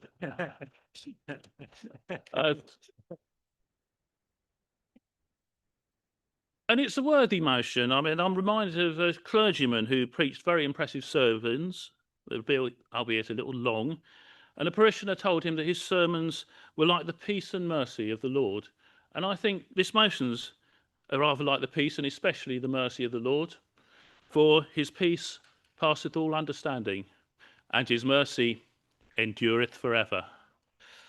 It's very generous of the Liberal Democrat Party, Mr. Chairman. I might say it's excessively kind to present the delegates from the Reform UK business with something that they might have thought about and have something to contribute on. But there's a lot in this motion. I'd like to address just a couple of things. Paragraph 3, agriculture. Can't find people to do the agriculture. Has anyone thought of actually paying higher wages?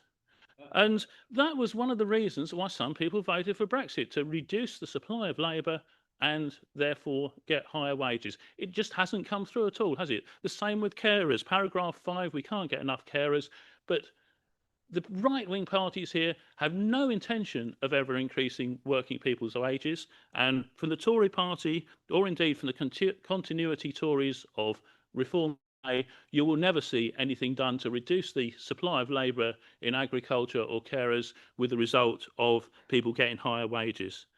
And even if you could, as the mover claims, prove the economic harm of Brexit, it's clear already from this debate that you won't change anybody's minds. You know, the second reason people voted for Brexit was sovereignty, and they did so. I don't think anyone would change their mind if you could prove to them that they'll be worse off for that. They would still say, I'd rather fail as Britain than succeed as part of the EU. Those lines are not going to be changed. And, you know, I feel the sky hasn't fallen on our head because of Brexit, but at the same time, nobody has seen any benefit whatsoever from it. And so, well, I don't like to agree with Councillor Tierney on this, but yeah, Brexit is not the reason why we have had shockingly poor economic performances from 2016 to 2024. There's a perfectly rational explanation without appealing to Brexit as to why we've had shockingly poor economic performances, and that is a Tory government. We have had a useless Tory government over that time, and you really do not need any other explanation whatsoever. And in fact, if you look at the period from 2010 to 2016, those were horrible times, times of austerity, when the Liberal Democrat-led and Tory government imposed public sector cuts, imposed poverty on people. And that, frankly, that Liberal Democratic-led government led to Brexit, because they are the people who created the despair that people thought, well, any change whatsoever is better than what we have now. There's a councillor who talks about 1939. My father fought in the Second World War. I don't think he was old enough to start in 1939, but he was certainly with it. He was very clear that he knew he was fighting against fascism. And he would be shocked now if he saw the way that the extreme right is using the same populist tactics that were used in 1920s and 30s Germany, and we have a real threat that we could have an extreme right government, not anything to do from the EU, but because we have racists and fascists who are gaining traction in our politics. And that is what I want to fight. I am abstaining for this motion because it totally misses the point of what is wrong with this country.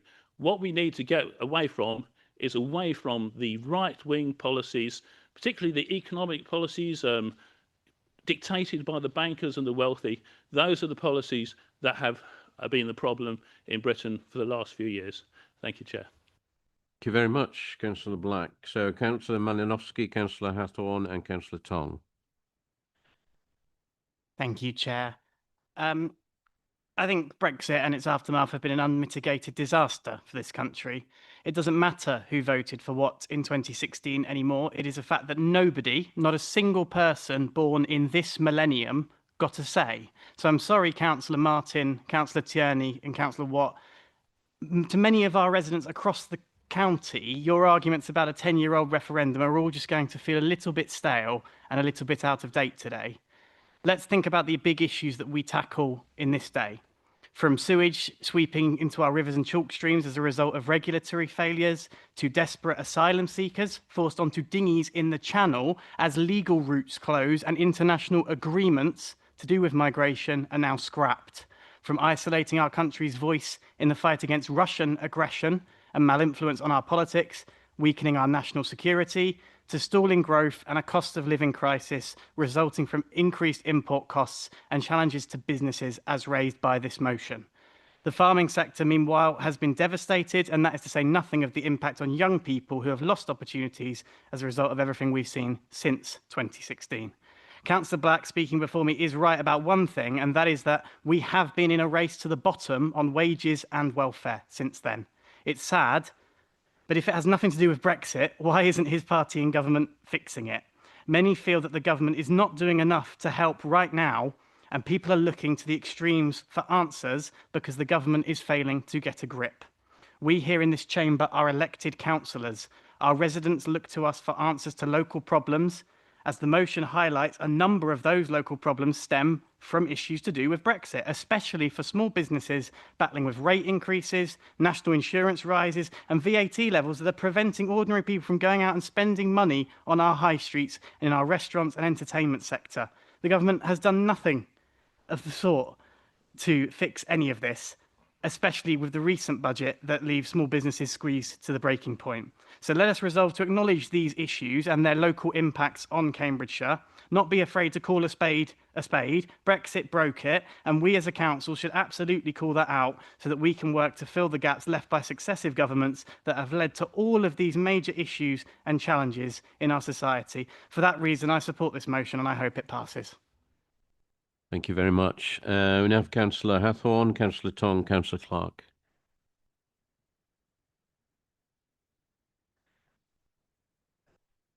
So we know that across this council there is universal concern about the cost of living crisis, about how difficult it is, about how difficult people's lives are. We are supportive of an anti-poverty strategy, but at the same time, Brexit has deliberately choosing to leave the European single market has been an act of deliberate economic self-harm. And so much of the cost of living crisis and the issues involving poverty flow from those economic choices.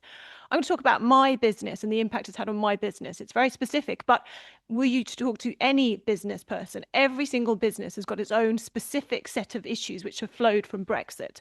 I run a tiny business with my husband. We make things and we sell them online. It is very straightforward. When we were in the EU, it was indeed very straightforward to sell to customers anywhere in the EU. On one of the platforms where we sell, it always surprised me that when you looked at the accounts, it broke down in three almost equal portions. We made sales to the UK, the EU, and the rest of the world. On the day that the Brexit legislation was implemented, those EU sales completely disappeared and have never returned. It was like an arm being ripped off our business. That is the same for so many businesses.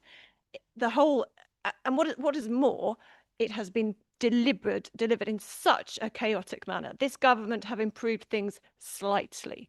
So in the run-up to Brexit, the changes in business legislation, I looked online to find out what we could do to prepare ourselves to make sure that we were Brexit ready. There was no information. I rang up HMRC, I rang up whoever I could think of. There was no information anywhere. Then the day happened, the legislation was implemented. and suddenly all you could do was stop selling to the EU. Eventually, some information emerged, and you discovered that you needed to get an IOS number. But if you're a normal trade, you can't get an IOS number. You have to have an agent. So there's a massive cost. You have to have an agent in order to be able to send parcels to the EU. Eventually, some of the platforms worked out that if they got an IOS number, so they got an IOS number, and then it works. And then if you send through a platform, you can send your parcels to the EU. It was only this spring that businesses could get an IOS number themselves, which was admittedly legislation enacted by the Labour government. And the killer with this is, if a customer orders a parcel over £135, then the rules change again, and they will be liable for charges when the parcel arrives. Now, I am no fan of what Trump is doing. However, the simplicity of tariffs is completely different from the relationship we have with Europe. With tariffs, the way it works for our businesses, you go to Royal Mail, you put your fee in, and no one has to worry, the payment is made. It is not like that. It is utterly complex in Europe, with different relationships with different countries. If you get an IOS number, you don't have to submit monthly VAT returns for your European sales. So it's a completely separate piece of bureaucracy you have to do. This is the thing. Everything is complicated. The rules change at £135. You're not aligned with lots of different things. Now, I applaud the government for beginning to recognise some of that, but there is so much more that needs to be done, and it needs to be done quickly. And this is a deliberate act of self-harm. It is costing businesses. It is costing businesses of all sizes. We do not need a referendum. We do not need another general election. This is not reversing Brexit, but it is a call to rejoin the European single market and undo the economic harm that it has enacted upon this country. Thank you very much, Councillor Hathorn. I have Councillor Tong, Councillor Clark, Councillor Hoy.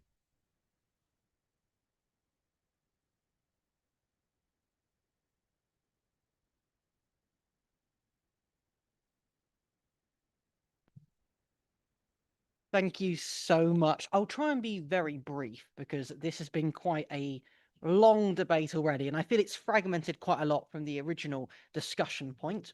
I personally will be supporting this motion. I think, well, the EU is far from perfect. However, it provided a lot of benefits to the country, and we have seen a significant downturn since we left.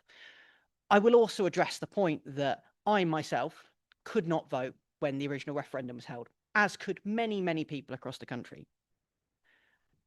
We can't be held hostage by previous generations. We need to accept that times change and ideas change. And as we have a new generation of young people that are having to deal with the impact of Brexit, it's more important than ever that we give the opportunity to reevaluate. That's what democracy is about.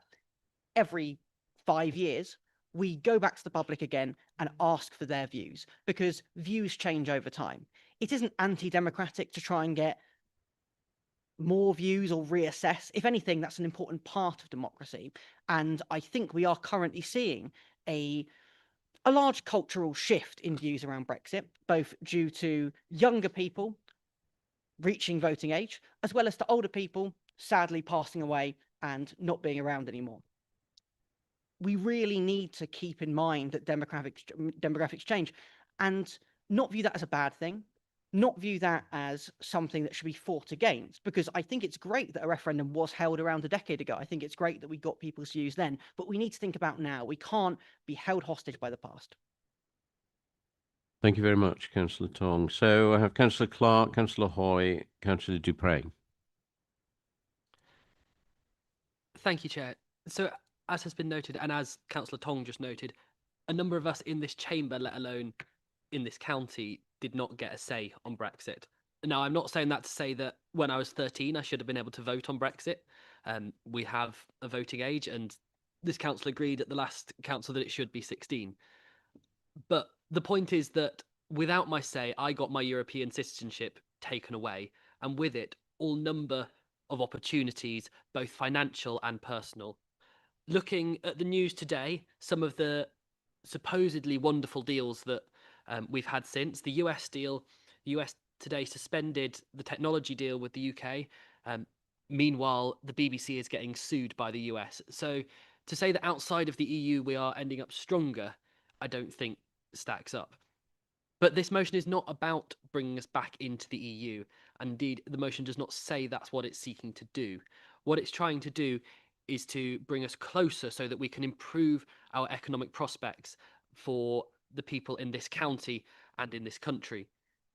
And in doing so, we improve the opportunity for businesses such as Councillor Hathorn's, but we also improve opportunities for young people to be able to work and travel and to be able to share experiences. And that means, yes, some people from our county will go and live in the EU, but other people from the EU will come and live and work in our county. And that is a benefit for both places. When people move abroad, they will come back and bring ideas and opportunities. And when people move here, they will bring ideas and opportunities with them too. It's important that we do stand up and have some leadership for what is right, as some of my Labour colleagues have highlighted. And it's disappointing to hear that they won't be able to stand up to their own government when they're in power. Even when it's your own party in power, it's important to say what is right. I would echo the calls to hear what the Reform Party think, given that Nigel Farage was the man who spearheaded this and has campaigned for Brexit for so many years.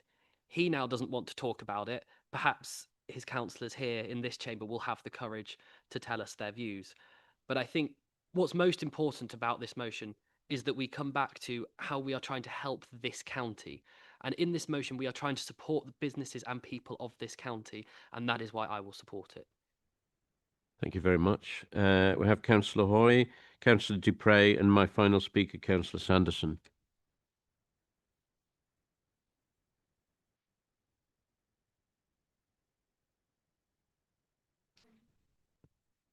Councillor Hoy.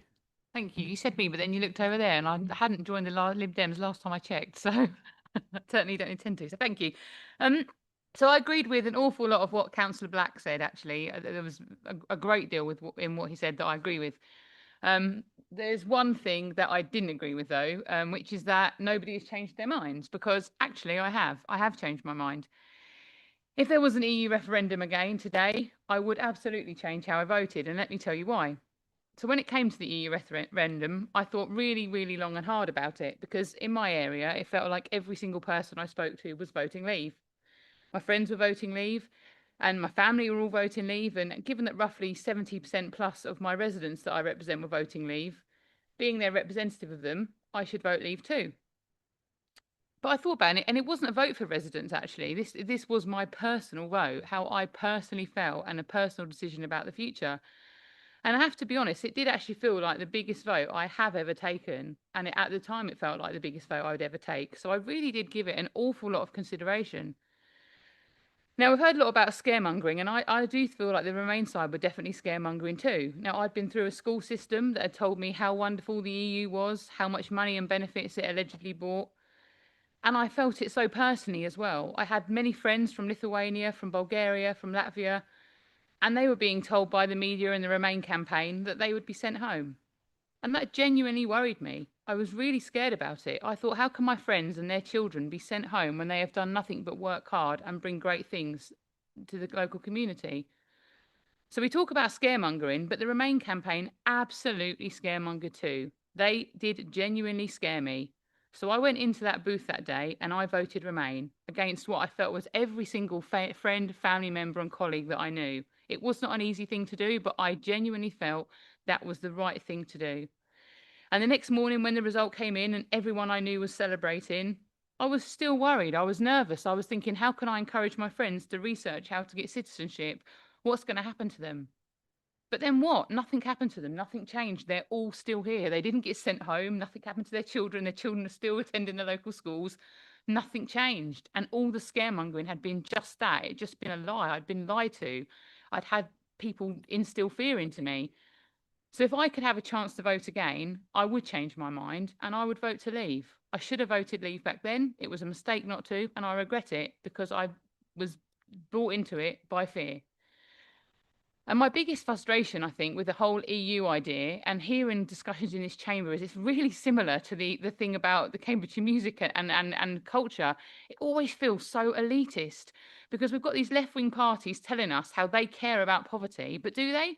because it really seems that they're a little bit upset that Hugo can't do his gap year in Paris as easily anymore, without caring the fact that James from Orchard School never could do his gap year anywhere outside in the EU at all, whether we're a member or not. And so a couple of final points. We want to ask people to vote again. We want to tell them that they were wrong and we don't like the decision and we didn't get a chance. That's how kind of life works. All of us are going to get older and there are going to be decisions made that we weren't alive for. That's just how things work. I don't like that the Lib Dems increased tuition fees. I don't like that Labour took us to war in Iraq. But that is what happened. We can't revisit every single division that happens all the time because we don't like the outcome. That's just not how things work. And finally, I think my biggest frustration with this is this local Brexit inquiry. Are we really saying we can afford that? We've got the money for that. Just fix the roads, for goodness sake. My division has potholes everywhere. I've got weeds everywhere. I've got children being sent to school in Huntingdon from a 45-minute car journey because they can't get a local school place. We've got kids waiting for their EHCP plans for months and months and months. That is something this council has actually got power to fix, not to just waste the hundreds of thousands of pounds on an inquiry that no one's going to listen to. Thank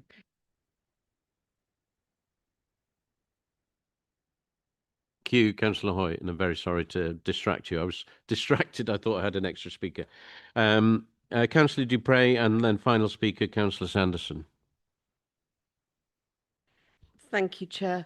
I'm going to borrow a line that has been often used by the previous speaker, which is that I wasn't intending to speak in this debate, and I wasn't. But as always, there have been things heard and said that do need addressing. And what tipped me into deciding to speak was the view of Councillor Meschini that the effects of leaving the EU somehow seem to be less important than all of the other motions that are in the queue for debate at future meetings. However, this motion makes clear that the economic damage of Brexit has affected every aspect of our lives, including the resources available to the national and local public purse, and of every single household in Cambridgeshire. Brexit has made us poorer, not only at national and local government level, but individually, household by household, and not only financially, but in poorer in terms of opportunity. And I was very interested to hear what the previous speaker said about opportunity, because, well, firstly, neither of my children is called Hugo. My son, who is not called Hugo, spent his what turned out to be gap several years mixing paint in Homebase. But the idea that it's somehow some kind of great win that a child called Hugo can no longer have a gap year in Paris is absolutely fundamentally the opposite of everything I believe. It's not about Hugo, and it's not about preserving Hugo's right to have a gap year in Paris. It is about levelling up opportunities for every child in this country. That's what I'm about. That's what I want to see. I want every child to have the opportunity to thrive, to learn, to advance. We were talking earlier about arts and culture and all the things that make us rounded people, and the idea that it's a great win to deprive some children who currently have that opportunity, rather than seeking to level everybody up so they all have it, absolutely boils. Oh, sorry, I won't go there. I'm going to use a rude word if I do. Councillor Tierney, Councillor Watt, a 52 to 48 majority in an advisory referendum is not written in tablets of stone. There was a referendum in 1975 in which 2/3 of the public supported Remain, and it was Remain because the government had made the decision in 1973, so it was a referendum about Remain. Now, by Brexiteer logic, that should have been the last word on the subject forever. But it wasn't. And Farage and others spent decades, literally decades, fighting that referendum result, as I and many people who support the idea of European cooperation and collaboration will continue to do. At the time of the 1975 referendum, I wasn't living in the UK. And contrary to wicked rumours, I wouldn't have been eligible by virtue of age if I had been in to have a vote. And Councillor Watt invokes World War II, as many do, And I'm not convinced what side some of the Brexiteers would have been fighting on in that war, but never mind. But the development of European cooperation was a response to that terrible war. Indeed, Brexit has contributed to the undermining of European collaboration and security that has resulted in warnings in the last few days from the head of the armed forces that our sons and daughters, the children, the young men and young women of Cambridgeshire need to be ready to fight in armed conflict. And that terrifies me, as it should terrify many of us, that Brexit has been the Trojan horse for the collapse of European safety and security. The public mood has changed enormously since the referendum in 2016. In fact, ever leading up to the referendum and forever after the referendum, the majority of the public of this country supported Remain. It was only in the period immediately before and immediately after that Brexit vote that there was a majority for leave, and there is plenty of evidence out there of malign influences seeking to achieve the result that they got. The public mood has shifted. We're seeing now, day to day, week by week, year by year, budget by budget, the damage of that decision and what it has done to this country. I have no shame at all in saying that I will continue to fight for the restoration of cooperation with our European partners, being part of the system that keeps us all safe and secure and fundamentally financially well off and prosperous too. Thank you, Councillor Dupre. Councillor Sanderson, I had requests for other speakers, but we've been going for an hour. Councillor Sanderson, and then back to Councillor Whelan, reserved her spot, right. Thank you, Chair. In an act of collective folly, the UK voted to leave the European Union. Across the world, our enemies celebrated and our friends despaired. We left Europe on a minority vote of 37% of the electorate after a referendum campaign that was packed with misinformation and misjudgment. It left our country poorer, weaker, and divorced from the richest free trade market that history has ever seen.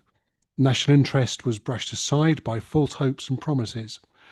The UK once revelled in being a leading member of the EU and the undoubted first ally of the United States.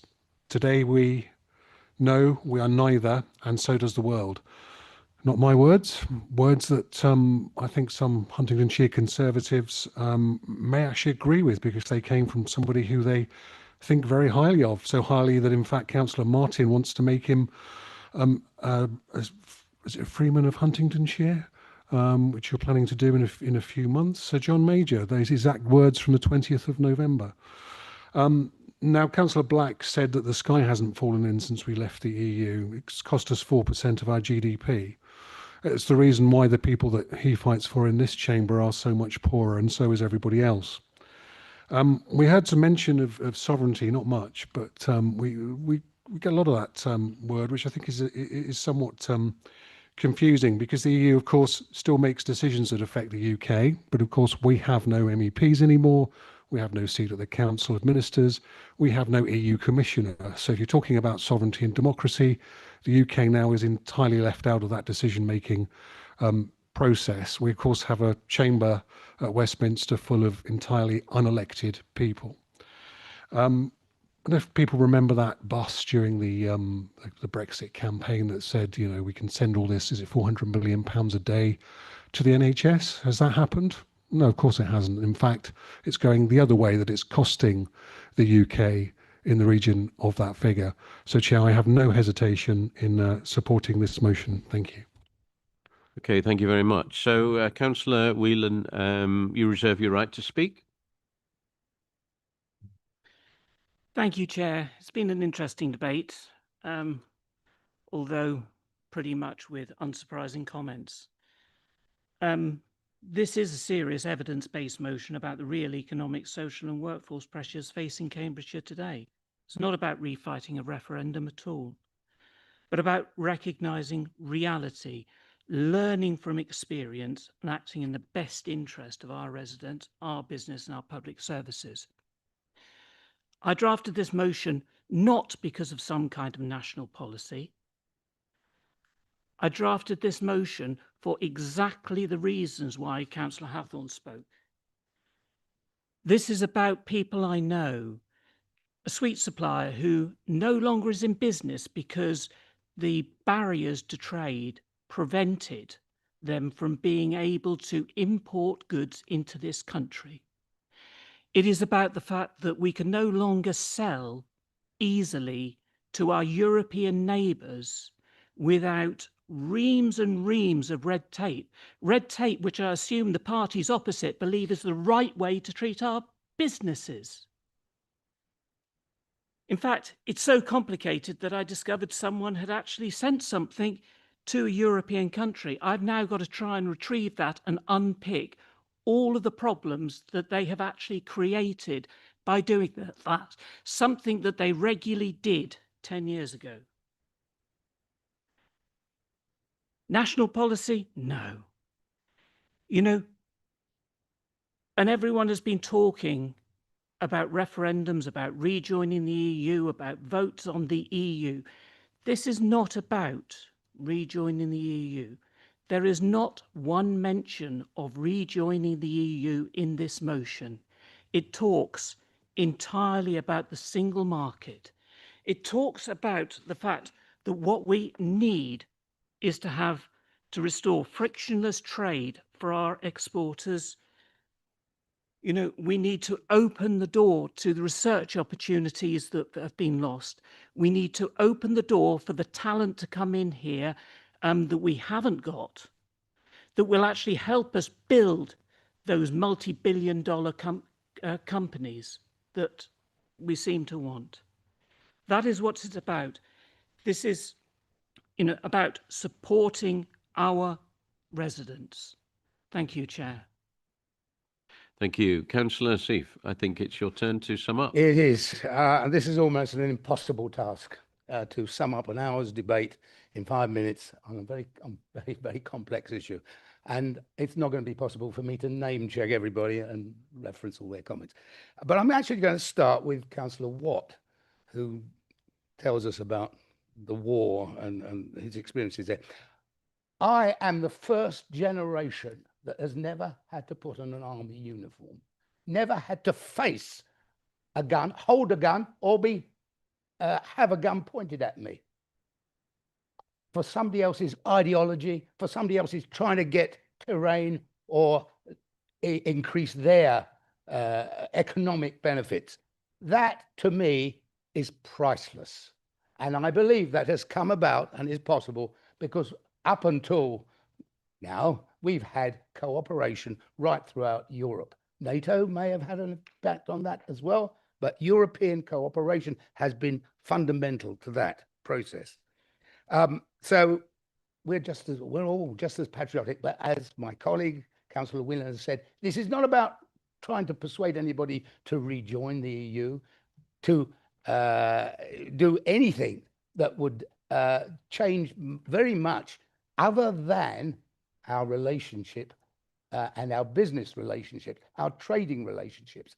Adam Smith, 250 years ago, extolled the benefits of the free trade across nations.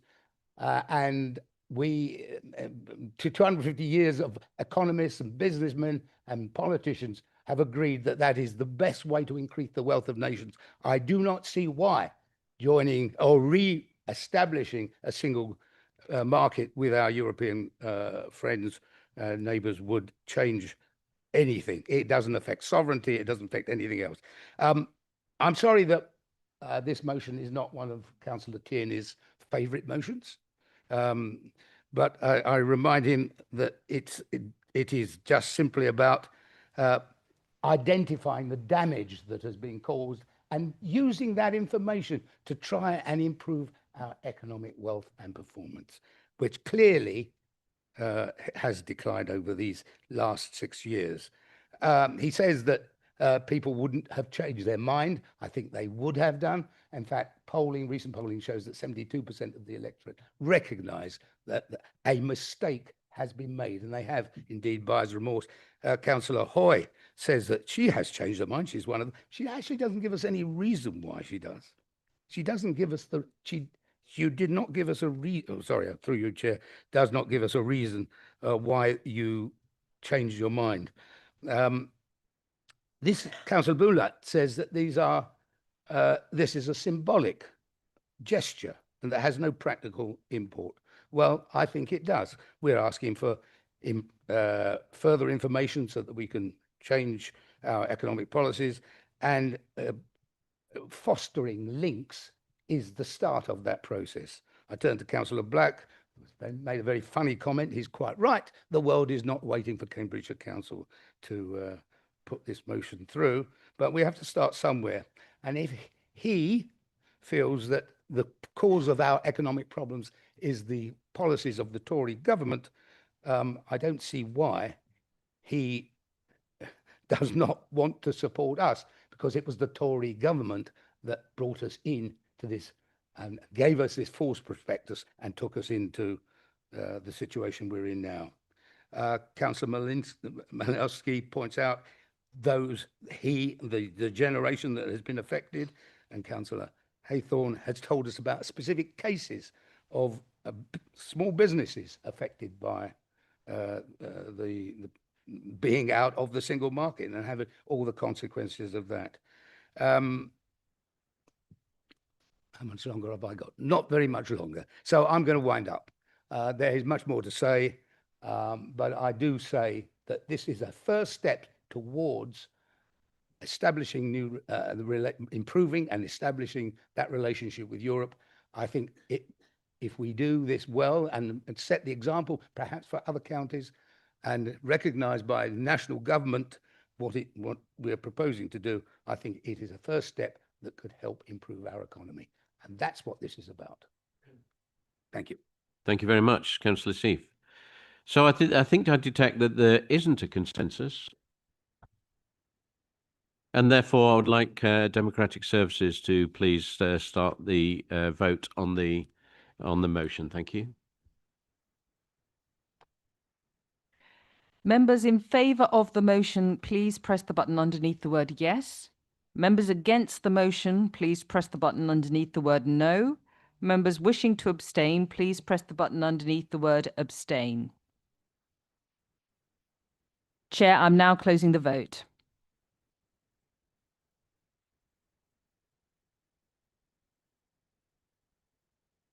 Chair, the result of the vote is 33 votes in favour, 19 against and 5 abstentions. The motion is therefore carried. Thank you very much. Thank you very much, members. That concludes the discussion of the fourth motion. We now move on to the final motion, which is submitted by Councillor Ross Hathorn. I think one or two members were concerned in the previous debate that we weren't addressing local highway safety issues, but hopefully residents will feel assured that that is very much on the agenda. Councillor Hathorn. Thank you, Chair. Right, so this is a motion about the busway and future busway projects. So the busway runs through my division. It is currently undergoing a significant safety retrofit due to the council working carefully and thoughtfully with the Health and Safety Executive. This is incredibly difficult locally because it's completely changing how we move about our community. Putting up fences, creating barriers is often not popular, whether it's for safety reasons or whatever. It's also restricting how people can cross the busway. A lot of work has gone into this. This is taking up a lot of time. It's very difficult. It's also really expensive. Simultaneously to this, I have in my division the proposed new Waterbeach busway, which would meet the current busway. Myself and fellow councillors are in regular meetings with the project manager working on that project. And what is apparent is that there is no process of aligning the safety requirements on the current busway with the new busways. And there's a sort of, we deduce there's a sort of hazy process of sort of people trying to feel each other out and work out what they should do.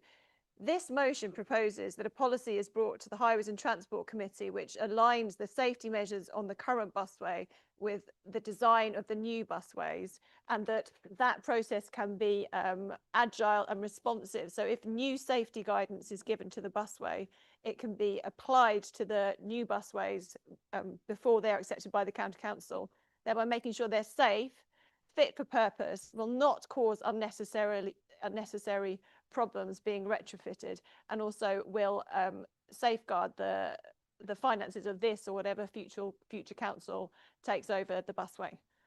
Thank you, Chair. Thank you very much. And I think Councillor Boulat, you are seconding this motion? Yes, I will reserve my right to speak. Thank you. That's fine, thank you. Our first speaker is Councillor Bradnam.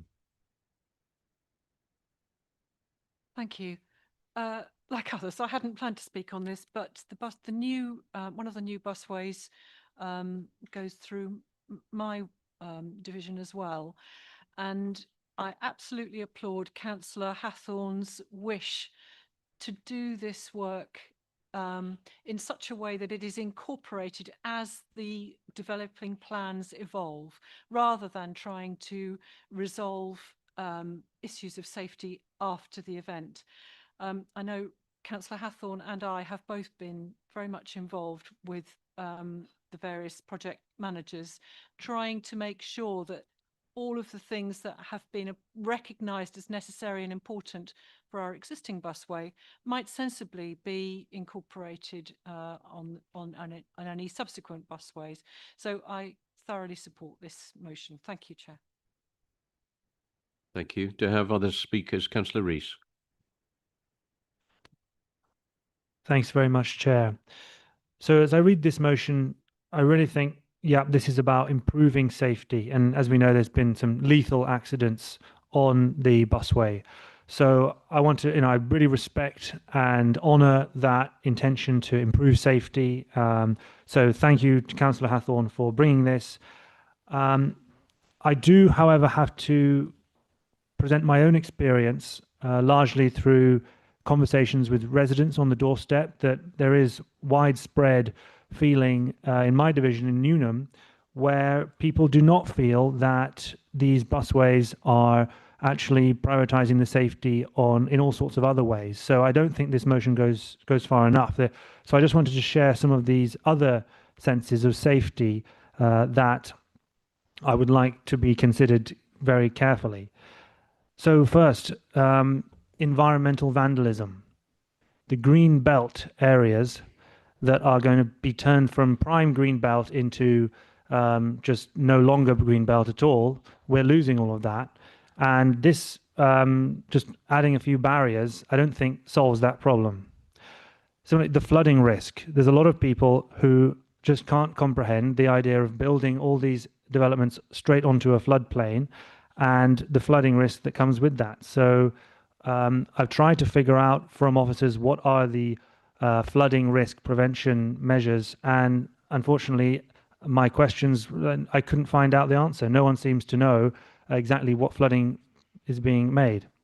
And finally, there is non-human life that is also at risk here. The St Ives Busway, as I've been told, it's been killed thousands of amphibious creatures. So, Councillor Rees, I think you're a little bit off-piste with regard to the motion. Well, I'm trying to just list off some of these other safety measures that I'd like to be considered with this motion about safety. So to conclude, I think that our first priority should be repairing and maintaining existing roads and prioritising safety in all these other ways. So thank you very much. Thank you. We have Councillor Goldsack, Councillor Machini. Thank you, Chair. I'd like to applaud Councillor Haythorne and be very genuine about doing it, because she fights very hard for her local residents. I've seen her do it on numerous occasions, and this is another attempt to do that. But I want to just take a sidestep from this, because everything that's in this motion should be ingrained business as usual for our council. We're asking them to do nothing that they shouldn't be doing already. So let me share an example.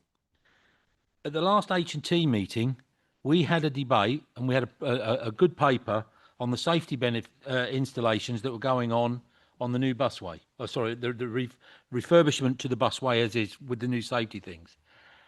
And Councillor Haythorne raised the point that said, I'm very concerned, my residents are very concerned about noise and intrusion into their life from the work going on. To which the officer said, that's okay, we'll do it at night time. At which point I said, could you tell me what part of the budget has included any nighttime work? And there was none. Right, and we were there to vote on it. So what I'm trying to get to here is, I'm going to support this motion. This is a decent motion. This learn a lesson from the man. But actually, I don't want these motions coming because this is where I want the council to be as a business as usual process. This should be the summing up of a project that's gone on. We should have learned the past, because you should learn the past, and you learn more from your failures than you do from your successes.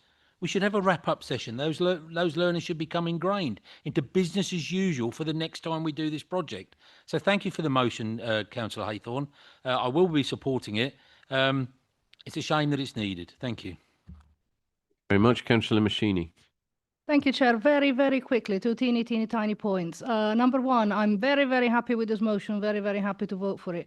I would like to reassure everyone who's worried about future busways, such as Water Beach, such as Camborne to Cambridge. Full safety and segregation is built into the business cases for those busways. This is not a problem future busways will have. It is a problem this busway has because the Huntington busway was not built with active travel facilities next to it. It was built with a maintenance tract that now people use as active travel infrastructure, and it's not suitable.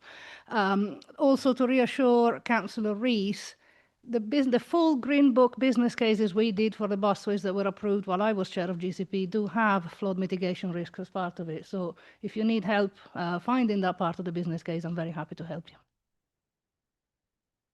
Thank you. Councillor Stewart. Good afternoon, everyone. Hope you all have a wonderful Christmas. I'm pleased to offer my support for this motion and thank Councillor Hawthorne for bringing it forward.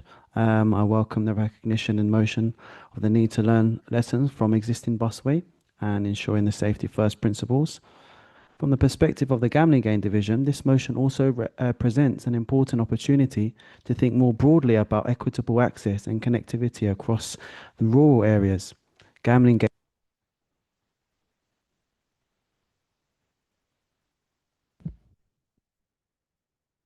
That was a smooth transition. Gamlingane itself within my division is the largest of the parishes, and the residents across the division, inclusive of Gamlingane, consistently raise concern about limited public transport options, particularly directly to Cambridge itself. I feel improved access to Cambridge would be vital for education, training opportunities, employment, access to healthcare, specialist services, and reducing car dependency in rural communities. Any future busway planning, I believe, should consider rural areas and would be welcomed by rural parishes.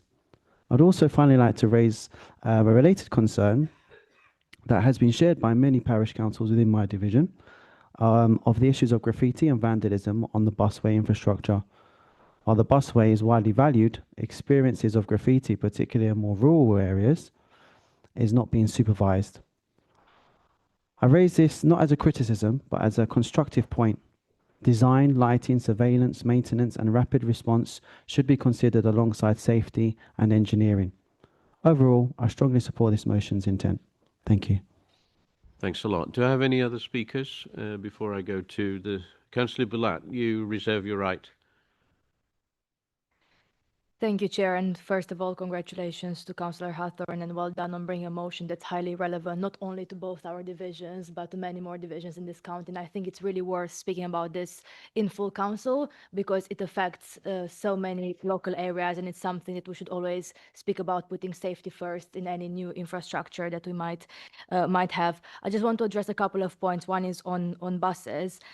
First of all, like unlike other topics we might debate in this council, this is something I actually do get emails from residents, quite a lot of them, around the delays currently on the busway, unlike other topics where I get a grand total of 0 emails, some national debates we had previously. And I think it's really important to say to residents who are impacted by the delays, we really know how frustrating this is. The delays, diversions already mean that young people travel often double the time to get to college. As many commuters are actually switching back to their cars rather than using the busway. And of course, you can argue that some of this could have been avoided if we actually had a better safety first approach when this busway was built. But it's very good to see we're addressing those issues now, not only the safety package on the busway, but also the flood mitigation package that will come later next year. And there's already work being undertaken on that.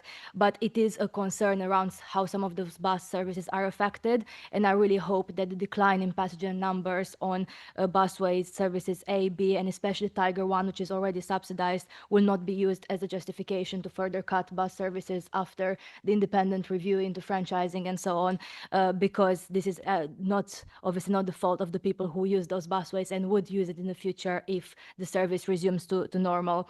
So I think it's in the interest of all authorities, as the county council, also the combined authority, to work together to ensure there's sufficient capacity that we can actually still encourage people to use the busway whilst those works are taking place. And of course, to support the recommendation in this motion so those things don't happen for future busways. And I'm really reassured by what Councillor Machini said around how this is already embedded in the business cases for the busways that are approved recently.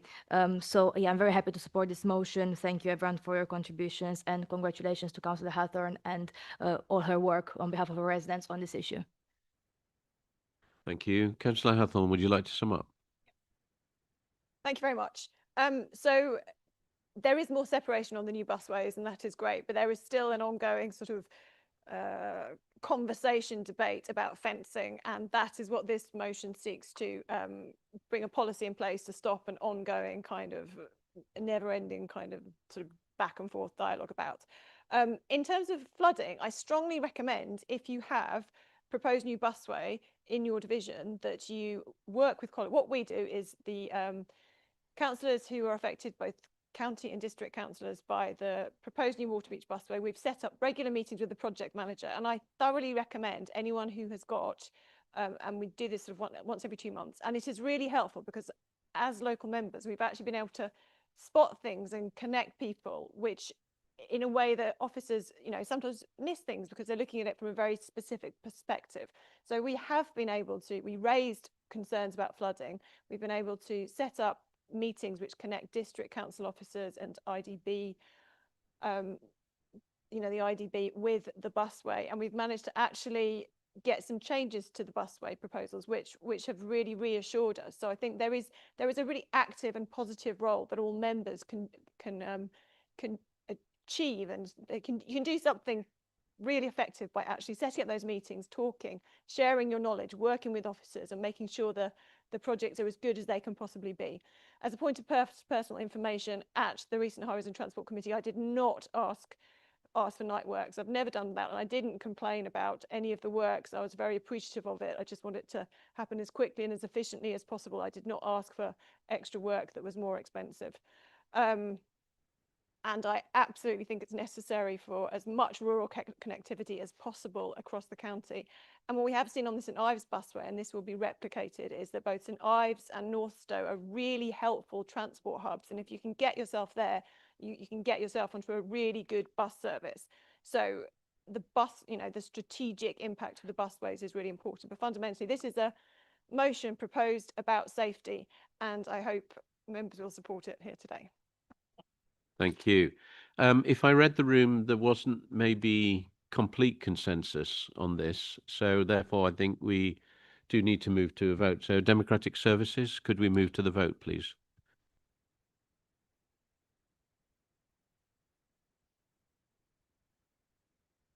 Members in favour of the motion, please press the button underneath the word yes. Members against the motion, please press the button underneath the word no. Members wishing to abstain, please press the button underneath the word abstain.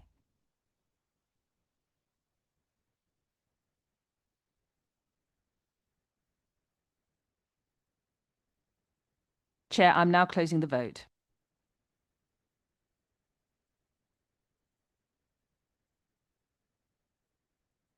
Chair, the result of the vote is 51 votes in favour, none against and 1 abstention. The motion is therefore carried. All right. Thank you very much. Thank you very much, members. Members, we move to our final, penultimate item, which is Cambridge and Peterborough Combined Authority overview and scrutiny, and questions to both. So we consider 13A as set out in the agenda, Cambridge and Peterborough Combined Authority and Overview and Scrutiny Committee oral questions, dealt with in accordance with protocol set out in Annex 1 of Chapter 2 of the Council Constitution. So can I remind you all as councillors, you may ask questions for response by the appointee on the Combined Authority and its appointees on the Combined Authority Overview and Scrutiny, which relate to decisions of the Combined Authority Board and the Overview and Scrutiny Committee as set out in the generic report. Generic report summarising the decisions made the Combined Authority formal committees is included on your agenda on pages 105. Can you please raise your hand if you wish to ask a question of Councillor Ness-Singer, who is the Council's representative on the board? You have 2 minutes in which to ask a question and 1 for a supplementary, with up to 2 minutes for a direct oral response to each. Can you raise your hands if you have questions? Councillor Young, any other questions? Councillor Young, go ahead. Can the leader comment on the cancellation by the Mayor of the Business Growth and Social Impact Fund, which was focused on growing the economy, in particular on projects that moved us towards net zero? Thank you. Thank you very much for the question, Karen, and for drawing the the decision by the funding committee to my attention. I am really very concerned about the direction of travel at the Combined Authority away from efforts to support projects that will reduce social inequality and deal with climate change. And I think we need to be very clear about the Mayor's moving of resources away from those areas. I think the Combined Authority Funding Committee is not something that gets an enormous amount of attention. It doesn't have hundreds of people there watching it. People are not necessarily aware of where funding is being moved away from. So I think it is important that we raise that here, and I do want members of this council to be to notice what's happening in terms of the direction of travel of the Combined Authority. Just as an example, one of the projects which I think is being funded, and I'm grateful that it's got through, but it's an indication of one of the things that may well not be happening in future. One of the projects that was being funded by the Social Impact Fund is a project for people and animals, which is just near Wisbech, supporting young people who are struggling and not getting into school. Some of them are a very, very long way from school and have severe mental health problems. Support for that project is not only helpful to the young people and their families, it's also helpful to this council, it's helpful to our whole area. The fact that the Combined Authority is moving away from supporting projects like that, I think, is a real shame. Thank you. Councillor Young, do you have a supplementary? No, thank you, Mayor. All right, thank you. Members, any other questions to Councillor Ness-Singer? Councillor Malinowski. Thank you. I just wanted to ask about recent developments concerning the Tiger Pass and what's going on there, and if you could provide some clarity for us from that. Thank you. Thank you. That's a very reasonable question. There have been discussions going on about the future of the Tiger Pass for some time. There's been quite a lot of claiming of credit for the saving of the Tiger Pass that's gone on over many months by people who are still discussing how we're going to save it. And I've been somewhat frustrated by seeing both the Mayor and various Peterborough councillors claiming that the Tiger Pass is saved. I am absolutely committed to saving the Tiger Pass. I think it is a really important feature of the work that the Combined Authority's done. I think it's incredibly important in allowing more young people access not only to school and college and work, but also to work and leisure. And one of the things that's been discussed as part of the potential changes to the Tiger Pass was whether it would be restricted so that leisure, for example, was not one of the things people were able to use it for. And I think it's so important, particularly given what we've seen in the Quality of Life survey about loneliness in our county for young people, that it does continue to be available to be used for all of those things. I am hoping that on Thursday we will vote to enable the Tiger Pass to continue. What I'm a bit frustrated about is that at least a part of that funding is now coming from the transport levy, which means it's coming directly out of the coffers of this authority. And that will have an impact on what we as a council are able to do. And we had many discussions over the autumn on alternative ways of funding it. And I am irritated that some of those discussions have not been taken forward and that the option that has been chosen is effectively to put the cost on this council, which I don't think is reasonable. And it is going, the fact that that's happening, that request came from the mayor after our first set of budget papers had been published is not good governance. It's not good from the combined authority to be asking us for that money so late in the day. Because it is really important, I will be asking our finance team to try very hard to find that money, and I think they will be able to do that. It may be that that money has to come out of some of our highways maintenance funding for the coming year, and I find that very frustrating. Thank you. Thank you. Councillor Malowski, do you have a supplementary? Any other questions for Councillor Nessinger? In that case, members will move to the overview of scrutiny. Can you raise your hand if you wish to ask a question of Councillor Massini and Alison Whelan, the county's appointees on Overview and Scrutiny Committee? Jolly good. Therefore, members, I'd like to move on to 13B, which is written questions under council procedure. A response to the 4 written questions has been circulated electronically to members, published on the council's website. And therefore, that concludes the business for today's meeting. Can I thank you all for very useful contributions? Wish you all a safe, healthy, and Merry Christmas. Thank you very much, everybody.